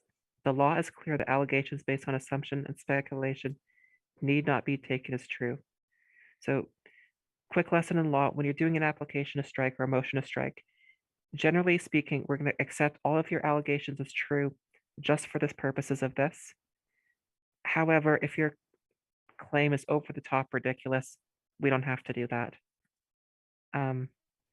Scandalous, frivolous, and vexatious. A pleading is scandalous so it doesn't state the real issues in an intelligible form and require the parties to undertake a useless expense to litigate irrelevant matters. A claim is scandalous or embarrassing if it is prolix, includes irrelevant facts, argument, or evidence, such that it is nearly impossible for the defendant to reply to the pleading and know the case to be met. Pleadings that are so prolix and confusing that it's difficult, if not impossible, to understand should be struck. It's a 12-page notice, but my God, is it well written. And it pains me to do that, but the BC Attorney General is absolutely right. This case from Galati and Wong is absolute bullcrap. And from what I've heard, they took in somewhere between $500,000 and $750,000 to draft this case, and it never had a chance of going anywhere. So in some ways, it's vindication to, the article's calling out his lawsuits as bogus. It's vindication. That's quite something. I'm. It's no surprise to me that case has no chance. I mean, your articles laid it out. I think anybody that read his statement of claim or whatever that document is called, in the same way that reading Pat King's court transcripts reveals exactly what he, the way he thinks and the way Doug Force thinks. The evidence is right there. Like it's out in the open, and this has happened over and over and over again. Like we saw this with the JCCF and the Coates case, where they had an opportunity to use David Dixon's maybe it's not his idea, it's a legal concept using don't ask me to quote the case law, but it's basically the government, since if you can get a criminal charge, you can basically, especially under the Public Health Act or what have you, you have an opportunity to demand full disclosure, which is everything that is not clearly irrelevant to your case. And this is outside of what a speeding ticket would be, and I'm not a legal expert in the slightest. So it's, and the JCCF, after how many, what James Coates spent 3 months in prison. And then the one charge he pled guilty to was the criminal charge, where they could have gone for this, full disclosure route, which they were very well aware of, but they chose not to do it, which is, again, interesting. It's just every case, like the, James Kitchen and the Christmas injunction was embarrassing. Yeah. Well, over and over and over again. Yeah. Well, I've actually read some of Rocco's earlier cases from like a few years ago. The guy actually can write. Like, it's not great, but it's decent. But between this and the Ontario cases, to write so over the top ridiculous, the only reasonable conclusion I can come to is he's throwing them on purpose. That's the only thing I can think of. Because you can't have a career that long without understanding at least the basics. Sorry, I can't think of any other explanation. Well, that and maybe he's fully vaccinated and it's had a few too many mini strokes. Oh wait, no, but he was messed up. This happened 2 years ago. Never mind. I have no explanation. That's bizarre. So I don't know how long it takes to get these sorts of cases into court, right? Maybe and Canuck can enlighten me about the one in Europe, and same thing, right? Years and years, I guess you're collecting data, but there have been instances, and Canuck and I have sat in these court cases where I think it was the Great Canadian Appliance Center. They were suing the government because Home Depot was being allowed to stay open during the pandemic, and they sell appliances, right? They're like their major competitor, and they were like, well, how come they get to stay open? Like, I don't see how a hammer and a 2x4 is an essential service, but they're also selling like stoves, fridges, microwaves, and this is what this guy's primary business is. Yeah. And he got in there quick. Source. Yeah. Sorry? I believe it was 8 days. I mean, his lawyer was god awful, Eli. Yeah, he was terrible. Yeah, I spent like an hour saying, well, this is an appliance. But yeah, like he can get it really quick. HBC, Hudson's Bay Company. Yeah, another they one. took the government.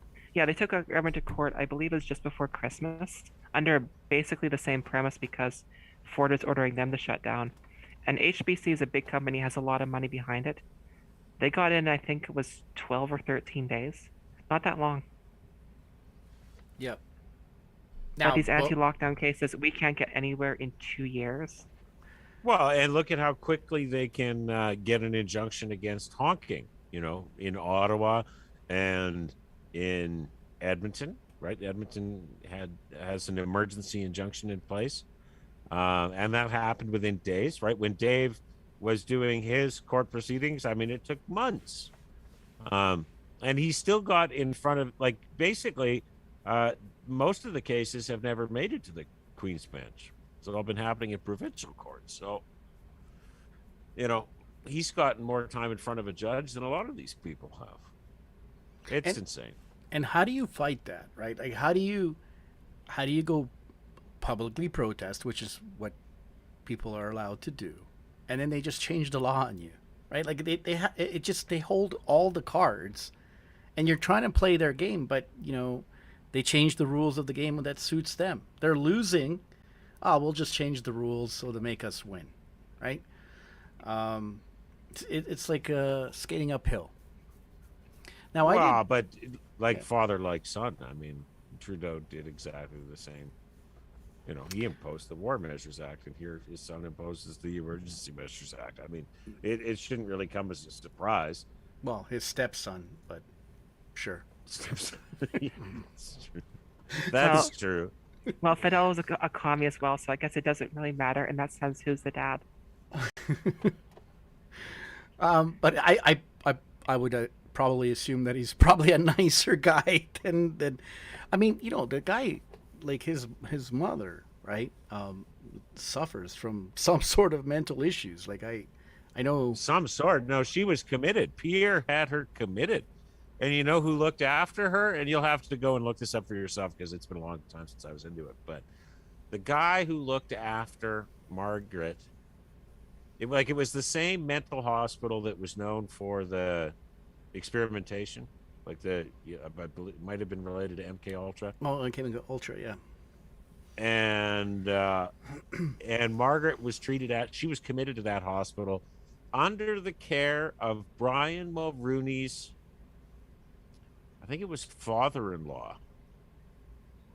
So even though Pierre Elliott Trudeau and Brian Mulroney were arch enemies, Pierre put his wife under the psychiatric care of Brian Mulroney's father-in-law at the hospital where the MK Ultra stuff went down. Small world. Well, that's the thing, though, right? Like a lot of people will look at the Parliament and look at these people hate each other's guts. They don't. They it's an act, right? The bell goes, they go into the lunchroom, and they talk like they're friends. How's it going? Yeah, you know, like, we gotta present this. Oh, all right. And they'll make their deals at the back. They'll go golfing together. They go on vacations together. They're not mortal enemies. They work together. And I would call it straight out of the Bugs Bunny, you know, the Roadrunner and the Coyote, you know, and you would see they're mortal enemies. And then at the end of the day, they just clock out together and they're like talking like buddies and say, "Oh, see you later tomorrow, Stan." Blah, blah, blah. That wasn't Roadrunner. That was the Coyote and the Sheepdog. No, well, they had one of those, but they also had where the Roadrunner, okay, and the Coyote were like buddies and stuff like that. Like, so the people got to stop thinking in that respect. But I want to do a little bit of a pivot. So the whole business of brought to you by Toxikill was not necessarily maiming, or you know, maybe that is the case, but it's more of the digital program. And Alberta recently announced that they're moving towards a digital program, as much as Ford is as well. That's been the mainstay. And I'll just bring up a document. Accenture, who has its ties with so let me share my screen here. Give me a sec. Accenture, with, you know, ties working with intelligence, the Five Eyes and stuff like that, is working on the trusted identity blockchain. I'll just read a little bit here. With this in mind, we have developed a unique digital identity prototype to modernize identity management for organizations and individuals leveraging the power of blockchain and biometrics. The systems makes establishing, tracking, and maintaining digital identities more efficient, user-friendly, secure, and less open to fraud. And they give a little video kind of backdrop on like how this would work. They give an example of this guy named Yusuf, right? We gotta get that diversity quota in there, and how he's gonna take over the text now. I thought it was just the photos, but now it's the text. It's just the text as well. Progress, yeah, man. Yeah, progress. It's progress. It's our strength. Come on. So you could see like in this case, they're not going to pull this back. Like if people think so, there's a couple of things, with and I'm hopeful, right? I heard Doug the other day make the announcement that no more vaccine passports. However, just like Boris Johnson said, if the business wishes to continue with the system, they can. So again, where's my mitigation in that respect? Like if I walk into a store, I can obviously not patronize it, but if I walk into the store and I want to pick up some bananas, and they're like, no, you need to scan. Well, no, I don't. I don't have to because the government said no. Well, no, they said we could choose to follow it. And as a business, we have that right, or we can ask you to leave the premises now and you're trespassing. So who do you sue? My access to bananas is taken away. The thing will be, well, you could just go to another business. And I think that's kind of where it's going to go. Also, keeping in mind, this is the same time frame as last year when they started relaxing the restrictions. So I'm hopeful, but at the same time, I'm very cautious in not letting that hopium take over. I completely agree. I mean, there's nothing more than I've wanted just to pack up and go home and disappear. This is not my thing. And if I believed what Kenny and Mo and Ford and everybody are telegraphing and all these governments around the world that this is over, if I honestly believed that, I would pack up and take it home. But I don't think they wouldn't have gone all this way to all this trouble to quit now.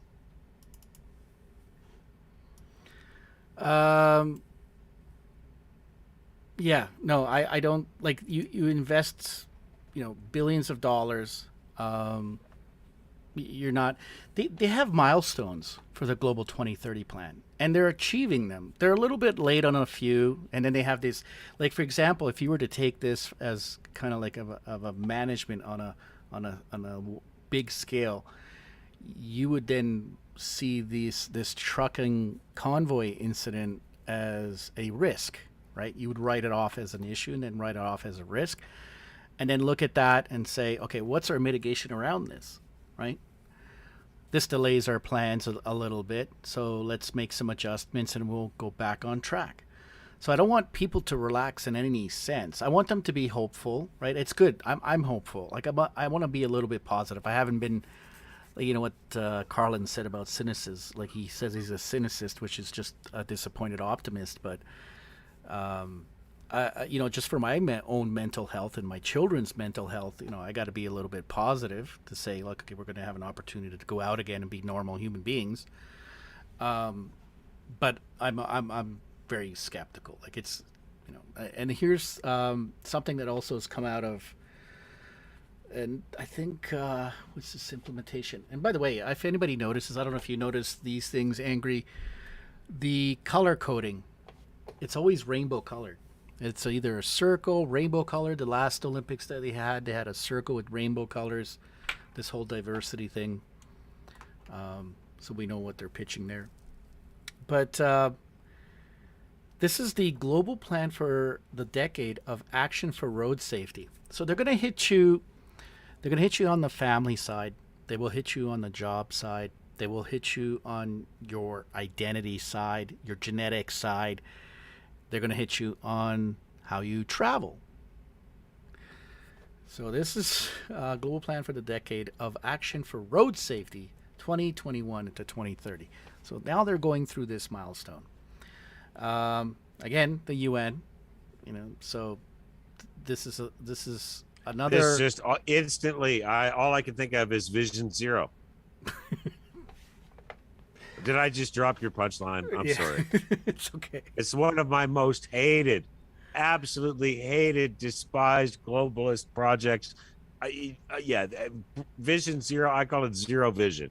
Because let me just cut to the chase here. The ultimate goal of this is that any driving you do in a space where there just might happen to be a pedestrian once means that you have to drive at a speed slow enough as to not kill them should you run them over, which means you don't get to drive at all. Right. In this plan here, which is started by, like, mandated by who? And the UN. Two organizations that came out of the Second World War. How ironic, right? I wonder what the Second World War was about. Anyways, if you want to know about the Canadian role in the two world wars, Gwen Dwyer has a very good book. Let me just pull it out here.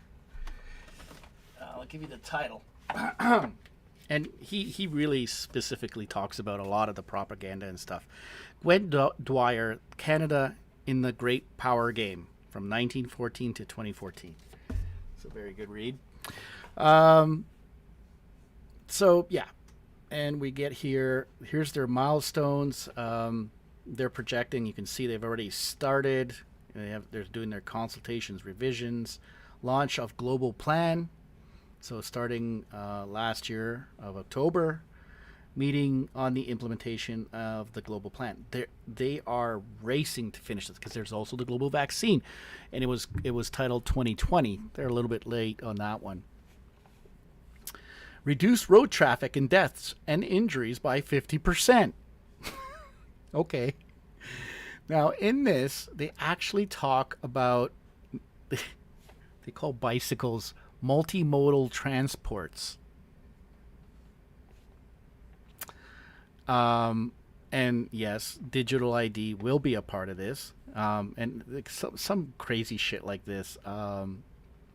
70% of the population is expected to live in urban settings by 2030. Demands for mobility will exceed the capacity of systems that rely on cars and motorcycles. Then why are you trying to bring in 100 million people into the country? Why are you building out these centers if you're...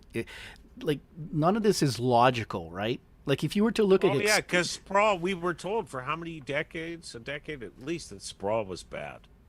Your kids don't need a yard. You can all share the park. Yeah, right? But... everybody should just live in a condo and be happy. But angry, you're not going to have a pension, so we need people so they can pay your pension. Right? And I've said this before. I'm willing to let go of my pension if we close the immigration taps, because I will have an opportunity to invest instead of competing with foreign buyers. Oh, that's okay. Assuming the financial system isn't so corrupt that there's no recovery on that anyways. Well, if they've kicked the can down the road for a long time. Go ahead, Canuck. That's okay. That's okay. We can just open up the green belt just to let everyone in. Isn't that what Ford's doing anyway? Well, yeah, he's... yeah, the asshole tearing up that green belt. I mean, and I see it, and it's just awful. These are beautiful nature trails, but you know that.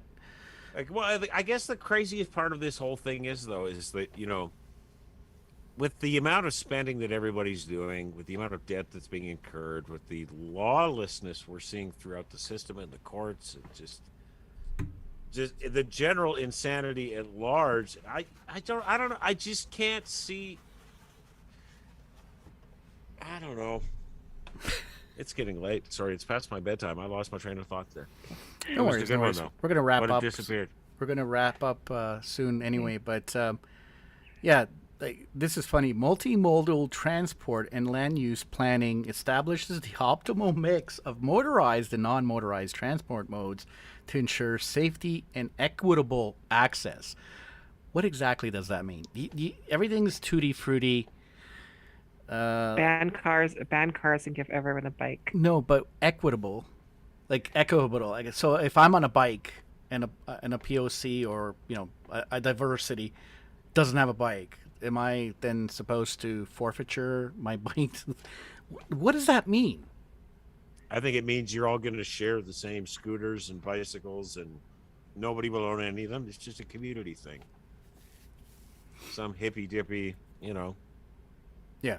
Peace, love, and unity bullcrap. And you can see this here. Governments should provide, through legislation, a minimal governments, every time a government makes a law, they never take it back, right? Problem, reaction, solution. Minimum set of safety standards for vehicles considering all traditional categories of vehicles, but also informal modes prevalent in many countries. Now, you've seen they've already enacted stuff at the Convoy, right? Big rigs. We don't want semis, in these certain areas. This one's a good one. Road user behaviors are influenced by vehicle safety features and road infrastructure design, which should be implemented in a way that is intuitive and easy to understand. That is the easiest, most obvious actions of the safest. They've basically cornered every part of human existence that they're going to control. And what is it really? And here's your SDGs through this here: academia, youth, and NGOs, right? They hit your youth, and then they hit the academia. By the way, I want to mention my children, my daughter especially, she had a teacher that was shitting on the truckers. She called them uneducated and white supremacists. Now, my daughter recorded that. But if they would have said Pat King, I'd say, okay, fine. But to say that against these wonderful, honorable, heroic truckers is totally unfair. Well, these teachers, oh goodness, don't open up that debate. I call out the teachers all the time. Like, I have friends that are teachers. I'm not quite sure we're friends anymore. I don't know what's happened to our education, but you could see this is what they're hitting. Like, two of the three bubbles here are youth and academia, and then of course NGOs, right?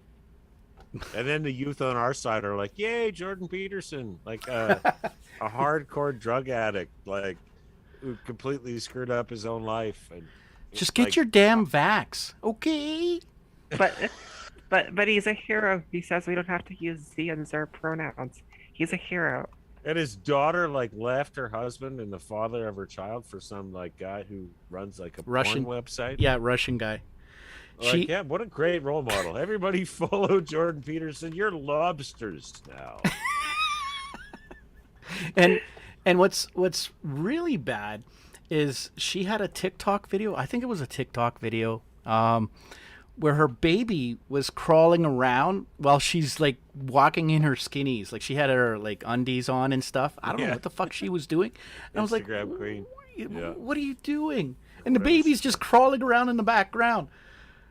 And now she does a podcast with him, right?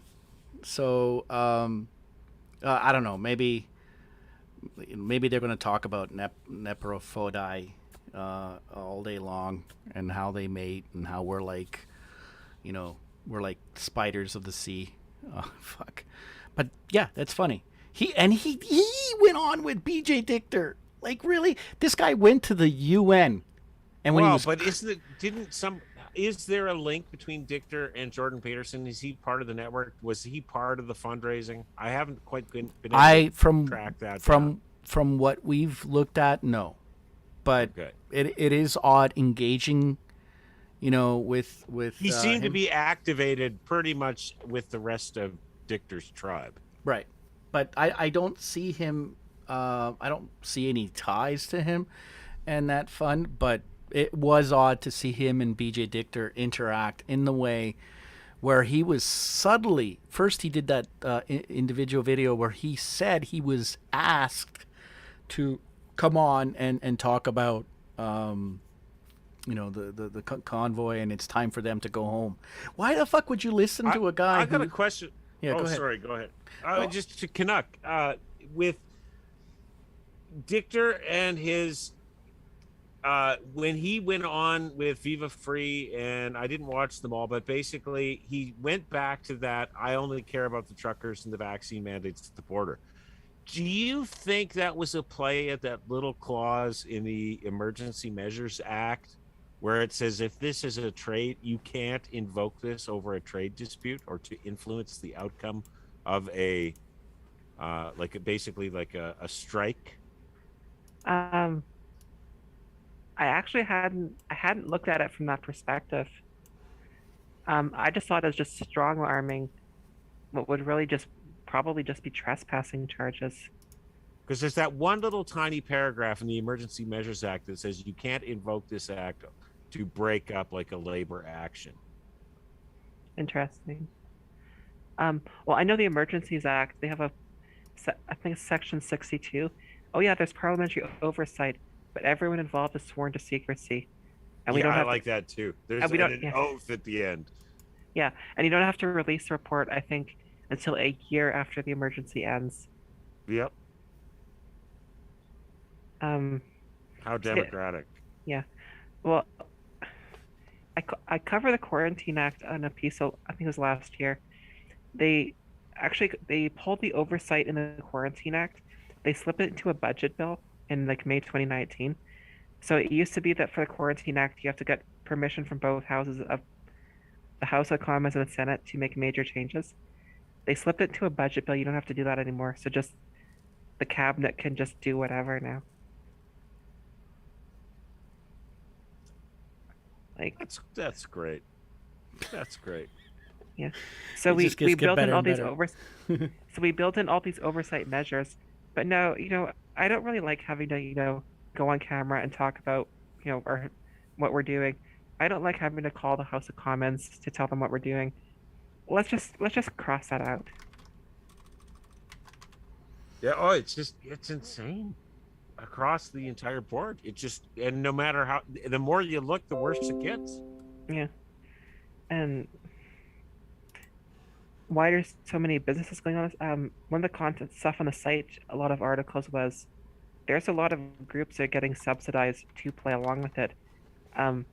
All three major parties in Ottawa are getting the subsidy. The trucking associations are getting it. Law firms are getting it. Yeah. Food and beverages associations are getting it. Yeah, I want to bring up. There was a chatter in Angry's Telegram channel, and I think it was a lady, maybe it was a guy, but the person brought up the fact that they went to Canadian Tire. They weren't flying any flags, kind of as a fuck you to the truckers. But what's interesting is if you go to the 2021, I think it was the first quarter, the CEO had done a LinkedIn interview, and he was bragging how much Canadian Tire was making, or it might have been the second quarter. And it's like, well, how are you making money because you were locked down, right? This was 2021. And the thing is, if you look up Canadian Tire, over 200 comms with the government lobbying for, again, same thing, temporary foreign workers and money for COVID, supplies, infrastructure costs, and just support because of the closures. That's how they're making their money. Like the funny thing is, like, when I tell people, this is what really irks me, is when they continually tell these truckers, and you're stopping the city from doing business. Fuck you. You did it. You did that. You closed business for 2 years, and they're doing just fucking fine. Because remember, Canuck, when we looked into the Hotelers Association, they were the first ones there to get that money. And where does that money come from? The government doesn't make any money. They just take it. So essentially, we funded our own lockdowns by giving money to these big businesses. Well, and now the Hoteliers Association. Oh, sorry, this is chapters. This is what? I pulled up chapters. Oh, chapters. Yeah, chapters got $20 million. Yeah. No. This last year, I covered them in 2021. Financial year. Look. Yeah. So they got 20 million in the year 2020. They got another 20 million in this last year. So 40 million in counting. And they already had an effective online presence. Mm-hmm. Yes. Oh, and try going in there without a mask, even with legitimate exceptions. Oh, they're brutal. Yeah, they'll they'll kick you, like they'll physically kick you out. And they took $20 million and you can't get in there. That's nothing. Wow. There's the Hotelers Association. Millions. Yeah, every year of the, you're saying every year of this, they took 20 million? Yeah, for the last 2 years, 20 million a year. Canadian Tire was like Association. 43 or something. Yeah. Holy smokes. Okay, I want to get this information out on my platforms. I'll send you the links if you want. That'd be great.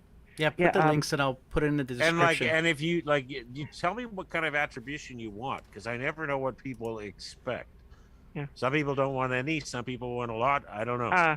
If you want to just send some traffic, that's totally cool. I'm fine with that.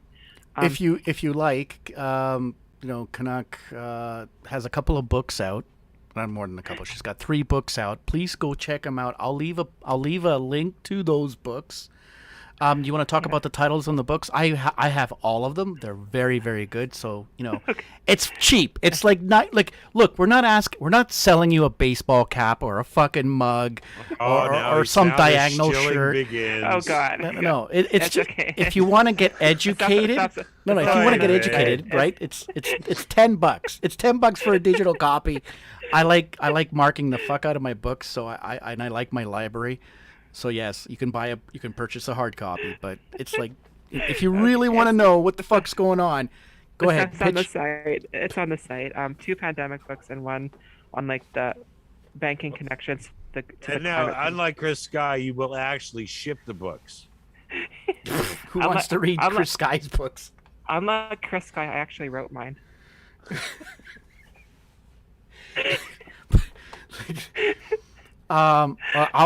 In the show clips, I usually, so if you want to stick around, Angry, I play like the show clips and we kind of go on mute and I put a clip show together. I'm replaying this one. Some people may have not seen it, but it's pretty good. And you'll like the last scene there with Chris Sky. But yeah, by the way, I don't know if you've been to his website. He calls himself the biggest authority on he's the leader of God's army. He's at let me see if I can find him here. Him and his wife and his girlfriend are the leader of God's army. That is the new conservatism, right? Like there's no more monogamy. It's just well, he makes it look so fun. So I'm just gonna bring this up here, and people can I'm just gonna share this. Give me a sec. I'll get rid of this. So I'll post a link. Where did all these short people come from? That's what I want to know. Because I mean, like to me, 6'5", I look at all these other leaders, and I'm like, yeah, you're short. I don't know if you got what it takes. So why does he always talk like this? He's got the camera right up his because neck he wants to talk down to people. It's a subconscious dream of his. That's probably you know what, you are probably 100% accurate about this. I mean, look at this guy, and he's got to show you that Ed the horse teeth. Guys, this is breaking news on the ground. Breaking news, guys. You have to share this with everybody. They're saying how they arrested over 70 people today in Ottawa. Well, I know people on the ground. Pause it for just a split second. Immediate family was. God wasted a perfectly good set of teeth on my asshole. Those are not real. Those are not real. I have before pictures of him and his woman. I think she's Filipino. They look normal. Good place to stop it for that line, though. I knew it was going to work out. All right, hold on. He's saying, let me just do this. Let me just do this. Hold on one sec. Let me play this because he's got breaking news. Here we go. Hold on. Oh, is he still supposed to be the finance minister? I lost track. Oh yeah, that's old news. He's clean cut now. Okay. Yeah, he's clean cut and handsome. See, he's got it. He even combed his hair today. Hold on, I'm trying to. Okay, I don't have it right now. Why is it not? Hold on. It's nice not having hair. That's one benefit of not having hair is that you don't have to worry about it. It's like. Well, like I wanted to, I wanted to go bald because I got really sick and tired of shampoos and this and that and gel, and it's like, Christ's sake. Yeah, well, I mean, look at you. I mean, it's beautiful. I mean, the beard. And he's got, and what's weird is that blonde hair, but the rest is all black. No, that he pays for that. That's expensive, and so are the lip fillers. The sausages he has on his lips. Is that Botox? It's got to Oh, be. those are fillers, I'm pretty sure. I mean, the Botox would be the forehead. I mean, I've never really paid attention to the forehead because his teeth are so distracting. But I mean, if his forehead is paralyzed like his wife's is, then it's Botox. It's a plastic, fantastic. Yeah, and the way the Rebel latched onto him at first and then completely bailed on him. No, it was a 100% platform boost for him. That was no accident. They thought they had a deal with him. And then so you got to understand, these things kind of go sour, like if there's no agreement. And I didn't have that clip. This is what I need to get my stream deck going. Yeah, well, there's a guy in my chat, man. He gathers all the dirt. I like him. I don't know if he wants his name mentioned, but he's the anonymous videographer. Hello, Chris Guy. Oh, that guy? Yeah, I love him. I actually want to bring him on the show. I started watching him when he had someone there in the BC. Was it a BC restaurant? And he had some RCMP officers, and I think it was one of the health ministers that was like putting in the mask mandates. And they were having dinner, and he just walked up to him and he's like, "What are you guys doing here? Like, how come you guys are not wearing masks and you're all sitting together and there's like a huge group of you?" And they tried to kick him out. Oh, this is the $960,000 Leduc mansion. Yeah. Thought, Canada. If you allow your government, this is a Bronfman man through his brother Art. But hold on, here I got it now. Let's because he likes to say breaking news.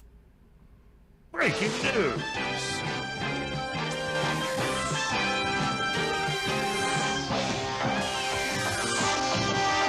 There we go. Let's see what break the law during an emergency.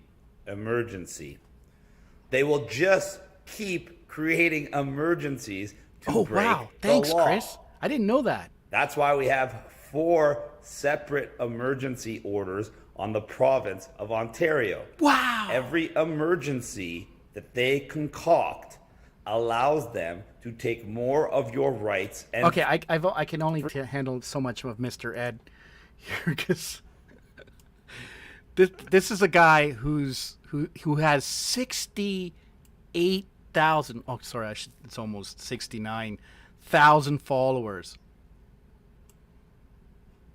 I'm kind of suspect of those. I think he buys his followers. I think he buys a lot of them.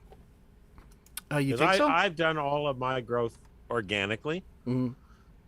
And, like I was one of the first people like me to move over to Telegram. Not because I had to. I mean, I still have a good Facebook platform. But I knew, the writing's on the wall for Facebook, so you got to go where you got to go. And I decided I'd take people to Telegram. And when I started on Telegram, nobody knew what it was. I mean, like Anthony, the guy I used to protest with, he was the one who was like, "You just use this," and so I did. And for the level of engagement he gets on his posts, I think probably 3/4 of his following was purchased. Just based on the number of, commenting and, I would say half of his following on Telegram, 2/3 has probably been just purchased from some Chinese bot farm. I wouldn't doubt it. I mean, he was on Doug Force's channel for a while. I don't know if you know that. That was interesting. He does the rounds, and that former mayor candidate from Brampton, now living in, I think, your province. Well, I heard he may have been on the lam again, because he like ran off into the bushes in sub minus 30-degree weather south of Saskatchewan, trying to flee into Montana. So, is Kevin running away again? Well, he did the first time, and then some idiot follower of his in Edmonton bailed him out after his return to Canada, and after his failed bid for asylum. And I think he wanted Canuck to come on. I was like, no, don't. I'm glad she didn't, because I would never speak to her again, or ever. I think this went back in August, just before the stuff with Galati broke. He asked me to come on, and but then coincidentally, just right after that, it's that stuff with his that Muslim guy he keeps harassing. It's like, I really, really don't want to get involved with this. Yeah, no kidding. Anybody that appears on the Kevin J. Johnston show is an idiot. That's like Josh's 10th commandment. Now, not that I'm comparing myself to anybody in particular, but if I had a list of commandments, that would be the 10th one. Well, have you seen the video where he was partying it up with Chris and a couple other questionable characters at a house party? And Rob Carboni? I don't think it was Rob. Was Rob there? Rob? I don't think Rob was there. I don't know. It's fucked up, but he may have been. And he had Chris had a whole bunch of young girls there. And I don't know, man, it was like, dude, what are you doing? And he's partying it up, and he's doing some dancing and stuff. And I'm just like, is this guy completely drunk? Are they going to use him? Are they going to he blackmail? Brags about his debauchery. He brags about it. Does he? I mean, I've heard so many. Absolutely. I mean, he was going on telling his followers to shut up about his ex-girlfriend that was appearing in all the photos. So they started posting photos from their bed. What? Oh, yeah, come on. He was literally trying to chase people out of his Telegram chat. If you didn't agree with his polyamorous relationship, then you were to leave his chat. Well, no wonder him and Chris are buddies. So, and now Art Pawlowski is hooked up. Any Christian person out there that thinks Art Pawlowski is just some decent Christian pastor out doing trying to do right by everybody. I mean, the fact that he's getting behind Chris Sky, who's bragging and chasing people away that would question him on his polyamorous marriage. I don't know. It almost just makes you just want to turn away and walk away. It's like, this society might just be done. Maybe that's the point. And I brought this up with Fred and Andy before. I know this sounds really cynical, but what if that was his assignment overall? Just to completely wipe out conservative thought once and for all. Yeah, well, even for this whole resistance, going back to was it July 2020 he hit the scene? He says a lot of truthful things, no question, but it's done in such a way that you can't take it seriously. And is this on purpose? I need a drink. Well, and getting suckered in with Rob Ford, the association with Doug Force and Kellyanne Wolf and Lamont Diegel, the pedophile sympathizer, and the Vladislav Sabotislav. Oh my God! All these people were just handed out to us on a platter to constitute the so-called freedom movement, which I've even adopted. I'm sorry, Antifa. They got some of the best researchers out there. I can't help but laugh at what they dubbed the freedom movement. It's ludicrous. How many words do they have to destroy? I switched to the word liberty after I used the word freedom for a while because I saw what they did to it. And I was like, okay, well, liberty is freedom balanced by responsibility. I like that. We'll run with that. And then all of a sudden, it's all about liberty. It's like, okay, would you people just leave me alone? Yeah, I mean, we dug into Vlad. We looked him up on LinkedIn. Another really questionable character with absolutely no background whatsoever. He was part of that. What was that? It's like pyramid selling scheme. Do you remember Canuck? The Hive, like Chekhov, Kanini? No. It's it was quite popular in the 70s and 80s. You know, they would get together and Amway. Yeah, it's not Amway. It's like Amway.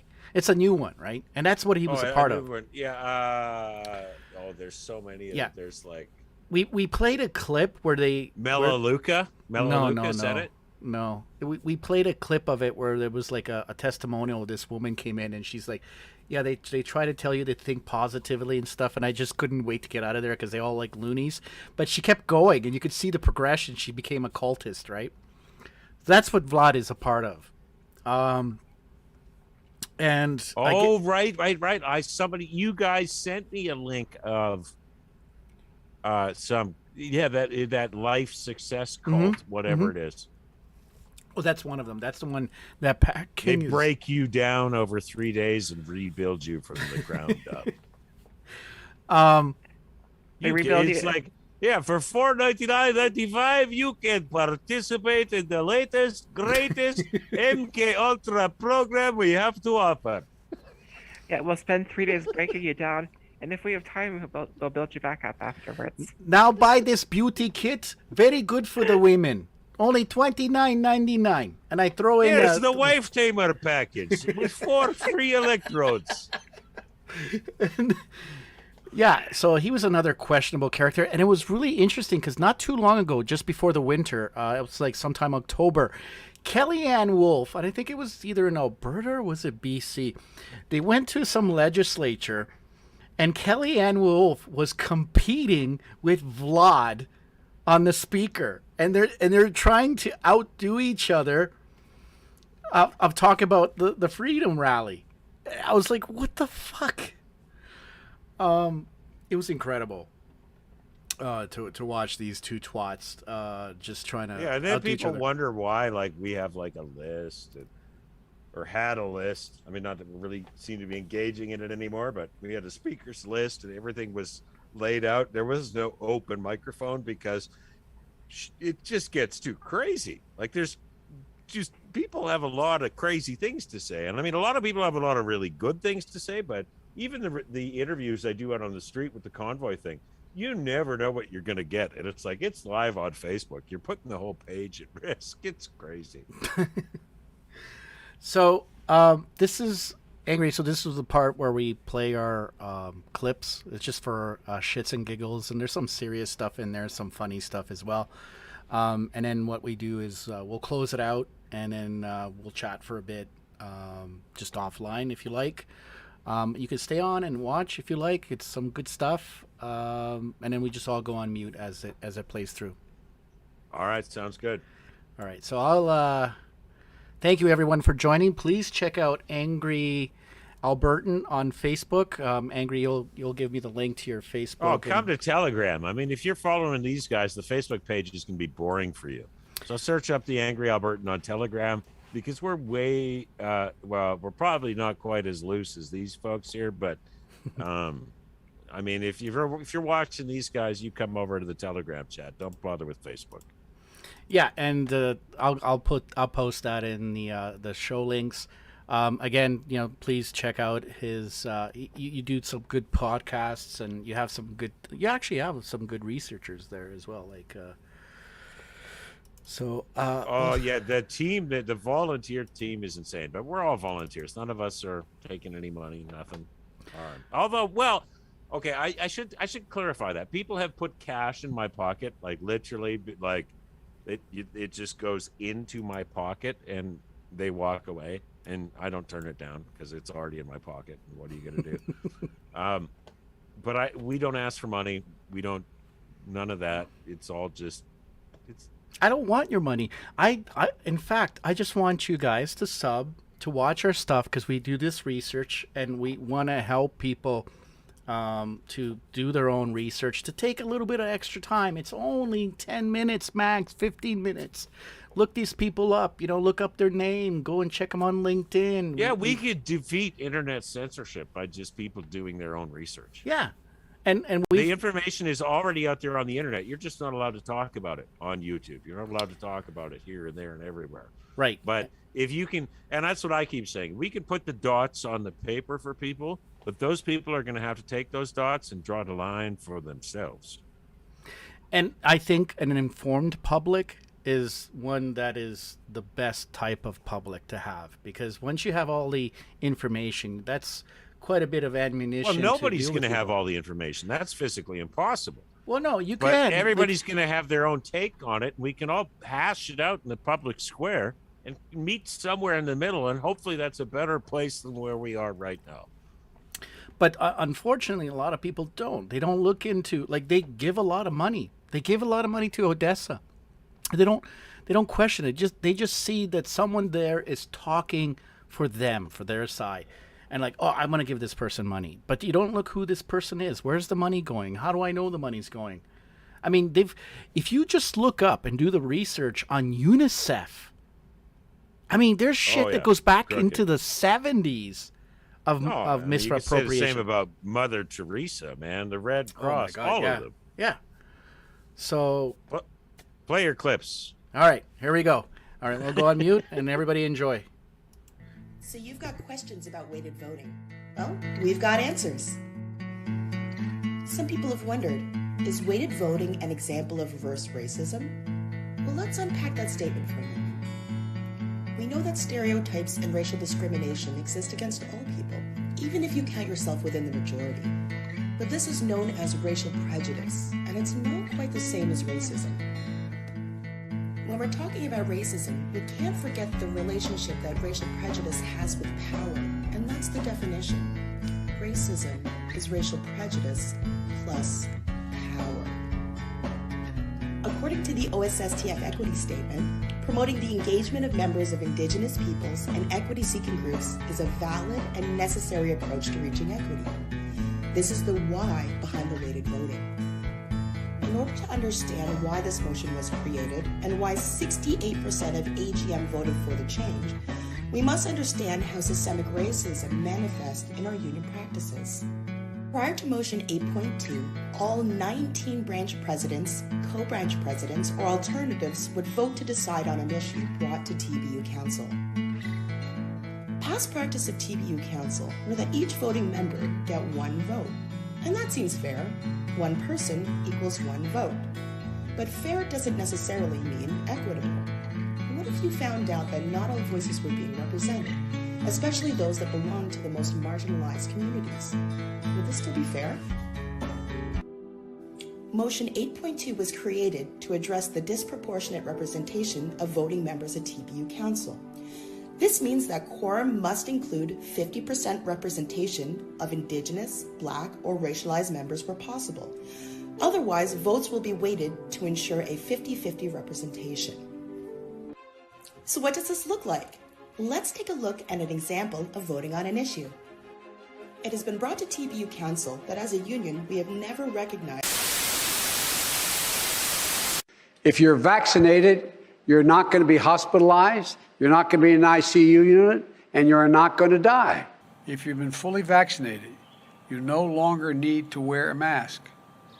Let me repeat, if you are fully vaccinated, you no longer need to wear a mask. If you're vaccinated, you shouldn't wear a mask. If you aren't vaccinated, you should be wearing a mask. You're okay. You're not going to get COVID if you have these vaccinations. Yeah. The vaccines are effective. They're effective against the variants currently circulating in the United States. Brought to you Earlier by today, Toxico. our medical experts announced a plan for booster shots to every fully vaccinated American.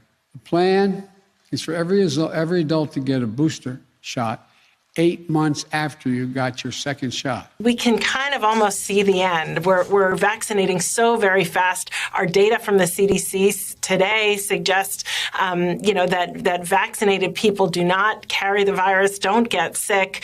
Our vaccines work. Right now, they are working, and they require actually 2 doses or to be fully vaccinated to work well. So I would encourage all Americans, get your first shot, and when you're due for your second, get your second shot, and you'll be protected against this Delta variant. Reports from our international colleagues, including Israel, suggest increased risk of severe disease amongst those vaccinated early. Given this body of evidence, we are concerned that the current strong protection against severe infection, hospitalization, and death could decrease in the months ahead, especially among those who are at higher risk or who were vaccinated earlier during the phases of our vaccination rollout. Our vaccines are working exceptionally well. They continue to work well for Delta with regard to severe illness and death. They prevent it. But what they can't do anymore is prevent transmission. So if you're going home to somebody who has not been vaccinated, to somebody who can't get vaccinated, somebody who might be immunosuppressed or a little bit frail, somebody who has comorbidities that put them at high risk, I would suggest you wear a mask in public indoor settings. Circulating data that our authorized vaccines are effective against the variants that are circulating in this country. Finally, we know that in the rare event that people get infected after a vaccine, the resulting infection is more likely to have a lower viral load, be shorter in duration, and likely less risky of transmission to others.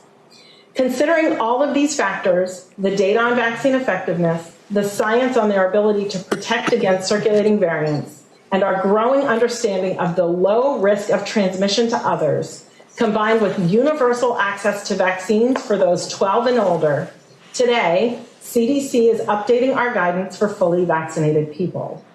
Anyone who is fully vaccinated can participate in indoor and outdoor activities, large or small, without wearing a mask or physical distancing. If you are fully vaccinated, you can start doing the things that you had stopped doing because of the pandemic. We have all longed for this moment when we can get back to some sense of normalcy. Based on the continuing downward trajectory of cases, the scientific data on the performance of our vaccines, and our understanding of how the virus spreads, that moment has come for those who are fully vaccinated. Do you anticipate it getting even worse in the winter weather?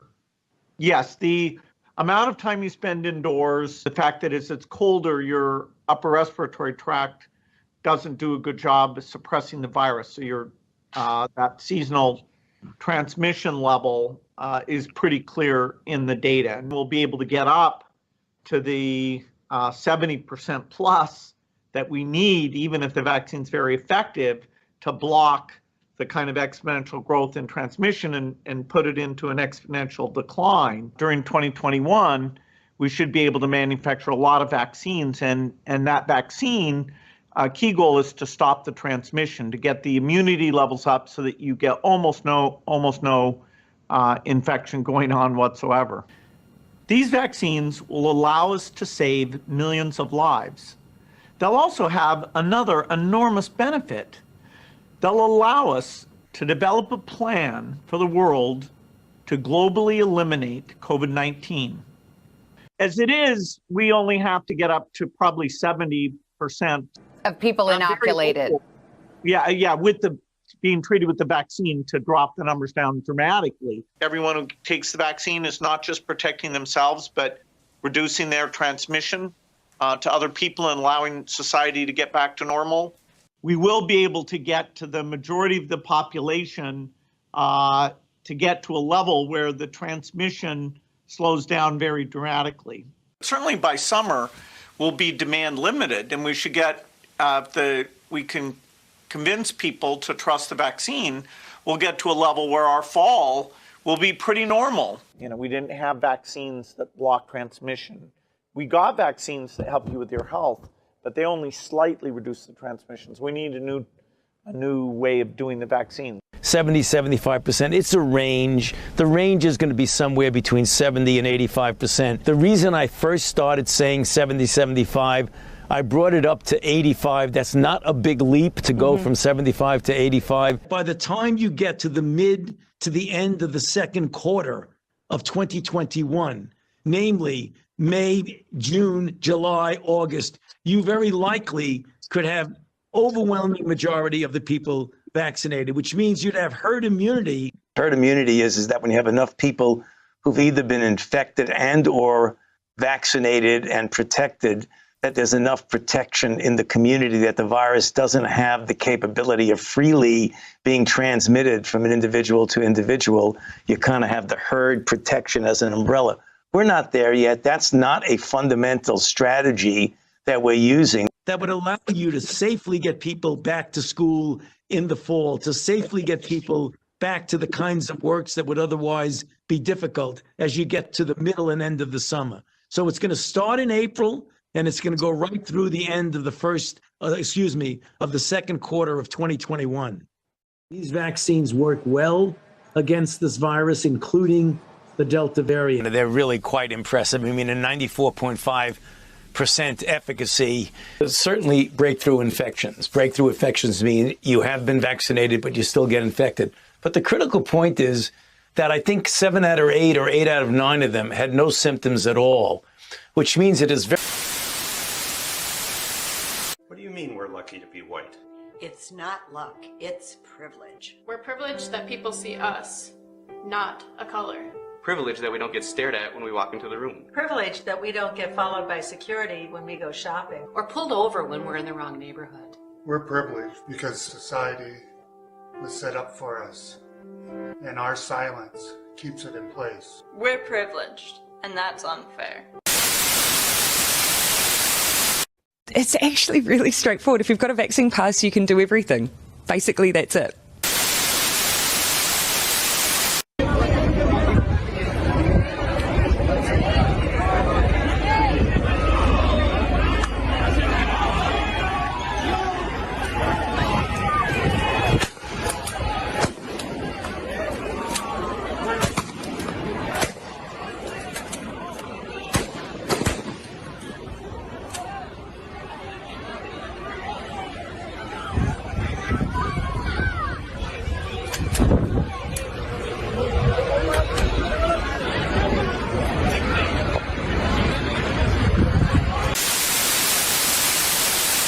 I want to thank South Africa's medical system and government for being open, for being transparent, sharing all the information with us.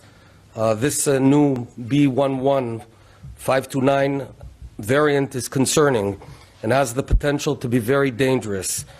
We are raising a red flag. We understand that we're on the verge of a state of emergency. Just 2 weeks ago, Israel carried out a national drill to prepare for this very outcome. We called it the Omega war game, the variant called Omega, of a variant that is even more contagious, that may bypass to a certain degree the vaccines. And now we see a variant that spreads faster and requires us to respond faster. We've been working together with other world leaders, and now's the time to act fast, early, hard, and strong. The announcement about this variant and the risks which the scientists were showing was simply to say that this needs to be watched, but there is no indication and any suggestion at this stage that this mutation, this particular variant, will not be able to the severe illness as a result of infection by this particular variant will not be prevented by the vaccine. There is no such evidence. So we want to dispel any notion, as has been bandied by various commentators. We have had even some of the reasons given by some of the commentators from some of the countries which has imposed these bans, that it is as a result of that. But we can assure you that at no stage did the scientists who announced the discovery of this variant say that this particular variant will be resistant to the vaccines which are being utilized. So let me leave it there, because I'm sure members of the media have particular questions, so that we can be able to interact, having made the introductory remarks. Back to you, Foster. It's like some people don't realize that they're moving the same speed as their car. But the thing is, you have a windshield. It's protective, yes, but at the same time, it gives you a false sense of what is real. I'm not saying it's unnecessary. No, don't misunderstand me. I'm just saying the windshield is like a perfect symbol for our own ideological views, which act as a lens between our minds and our reality, you know? And it's like we're not going to get rid of it by any means, nor am I suggesting that we should. It's like we all start out with pretty clear windshields, you know? It's like clean your windshield, bucko, or don't. But just don't blame anyone else when you can't see where you're going, you know?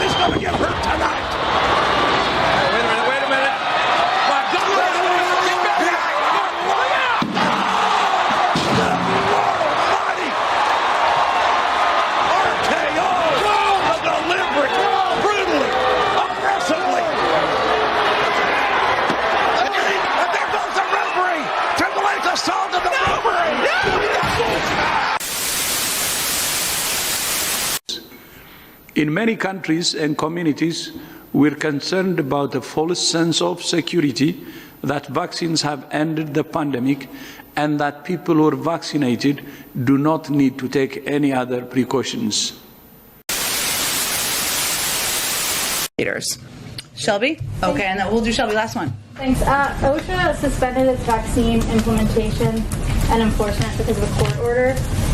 Given this update, is the administration still urging businesses to move forward with the president's vaccine and weekly testing rule? And are you still working off of that January 4th compliance deadline?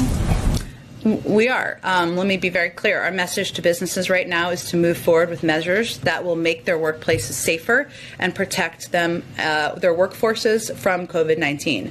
That was our message after the first stay issued by the Fifth Circuit. That remains our message, and nothing has changed. I would note that recent polling, I think that just came out yesterday, showed that 60% of businesses are moving forward with measures that keep their workplaces safe. They're essentially implementing components or versions of these vaccine requirements because they know it's in the interest of their workforces, to protect their workforces, to make sure they can bring more people back to the workforce, and we certainly see that as a positive sign. So we are still heading towards the same timeline. The Department of Justice is vigorously defending the emergency temporary standard in court, and we are confident in OSHA's authority. All right, thanks.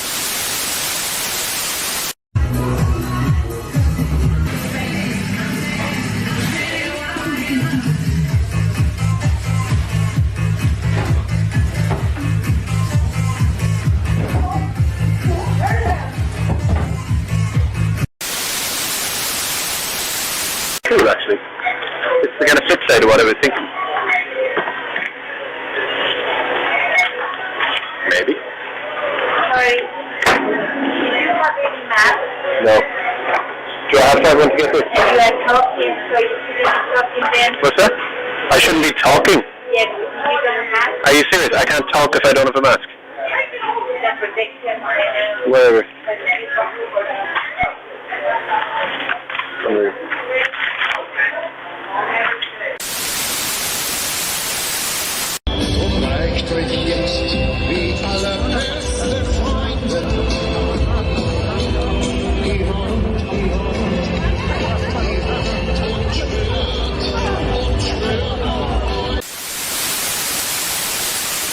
Denver, in alignment with our regional partners, will be issuing a public health order requiring masks in indoor settings for most businesses and venues. If they don't want to require masks, your businesses or venues can also implement a vaccine check before entry into your business. In each case, or which case, masks will not be required. Let me say that one more time because I don't want to jumble it up. Once again, as regional partners, we are issuing what I like to call a mask mandate. Either your venue or business is requiring to proof of vaccination, or you choose to be a place where only masks will be required. But either or, as a venue or a restaurant or type of operation, we are putting a mandate in place. And I didn't want to screw that up, and we'll further clarify as we go forward. This order will go in effect tomorrow and will be in place through January 3rd. Many of our local businesses and venues are already doing this, and we applaud them for being proactive and keeping their customers and workers safe and healthy.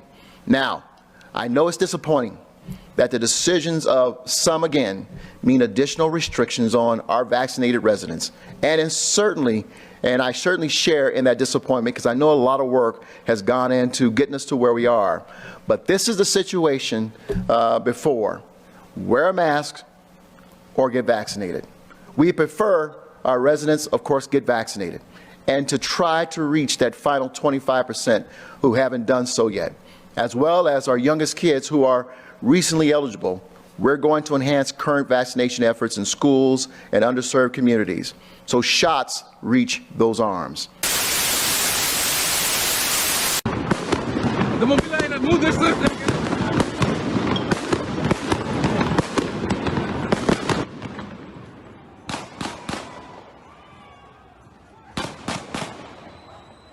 Dat is een vuurwapen. Daar is geschoten. Daar is geschoten. We zien het vuurwerk. We zien het vuurwapen in de lucht. Daar. You know what I said? Because you understand those emerge. Travel across state lines and shoot 3 people and then walk free. You think I give a fuck? This is my fucking boss for a fucking mission, not for you guys to have a fucking party. Do you understand me? Yes. Do you fucking understand me? Yes. I swear to fucking Christ, I will kick you all out when we get to Windsor. You can take your shit and you can all go fuck yourselves. You understand me? Do you understand me? My priority is getting where I need to get on time, not making you and you and you and you happy. You fucking understand? Yes, sir. Yes. I don't think you do because you listen to Z, you listen to this person, you listen to that person. The next fucking time, that's gonna be your fucking head. Do you fucking understand? Look at me in the eyes. Yes, I do. Do you fucking? Yes, I do. Do you fucking understand? Yes. You said that last time, yes, and you're still fucking around. We texted you, we called you, we're 20 minutes behind. You were an hour behind, and then you fucking pulled over. To tell you, I don't give a fuck. You're not supposed to call me and tell me you're not going to listen to what I said. You're supposed to just do what the fuck I said. Do you understand? Yes, I do. Yeah, so why the fuck are you calling me? To try to tell me, oh, by the way, we're already behind, we're going to pull over. I asked him to ask, can we pull over? We're 20 minutes You didn't even talk to me. They called you so and you many just times. decided you're going to do it anyway. No, they all asked me and came up here and said, we need to pull over. No! You understand? You don't matter. You don't fucking matter. You don't matter. You don't matter. You know what matters? What the fuck I told you, yes. Because we have priorities. Do you fucking understand? Yes. Anybody try to tell them anything else, die. You try to tell them anything else, burn. And if you try to tell them anything else, get the fuck out. Do you understand? I know how to get you I don't give a fuck about anybody's bullshit. I don't give a fuck what makes you happy. We have 18 fucking stops in 16 fucking days. And if you think I'm gonna let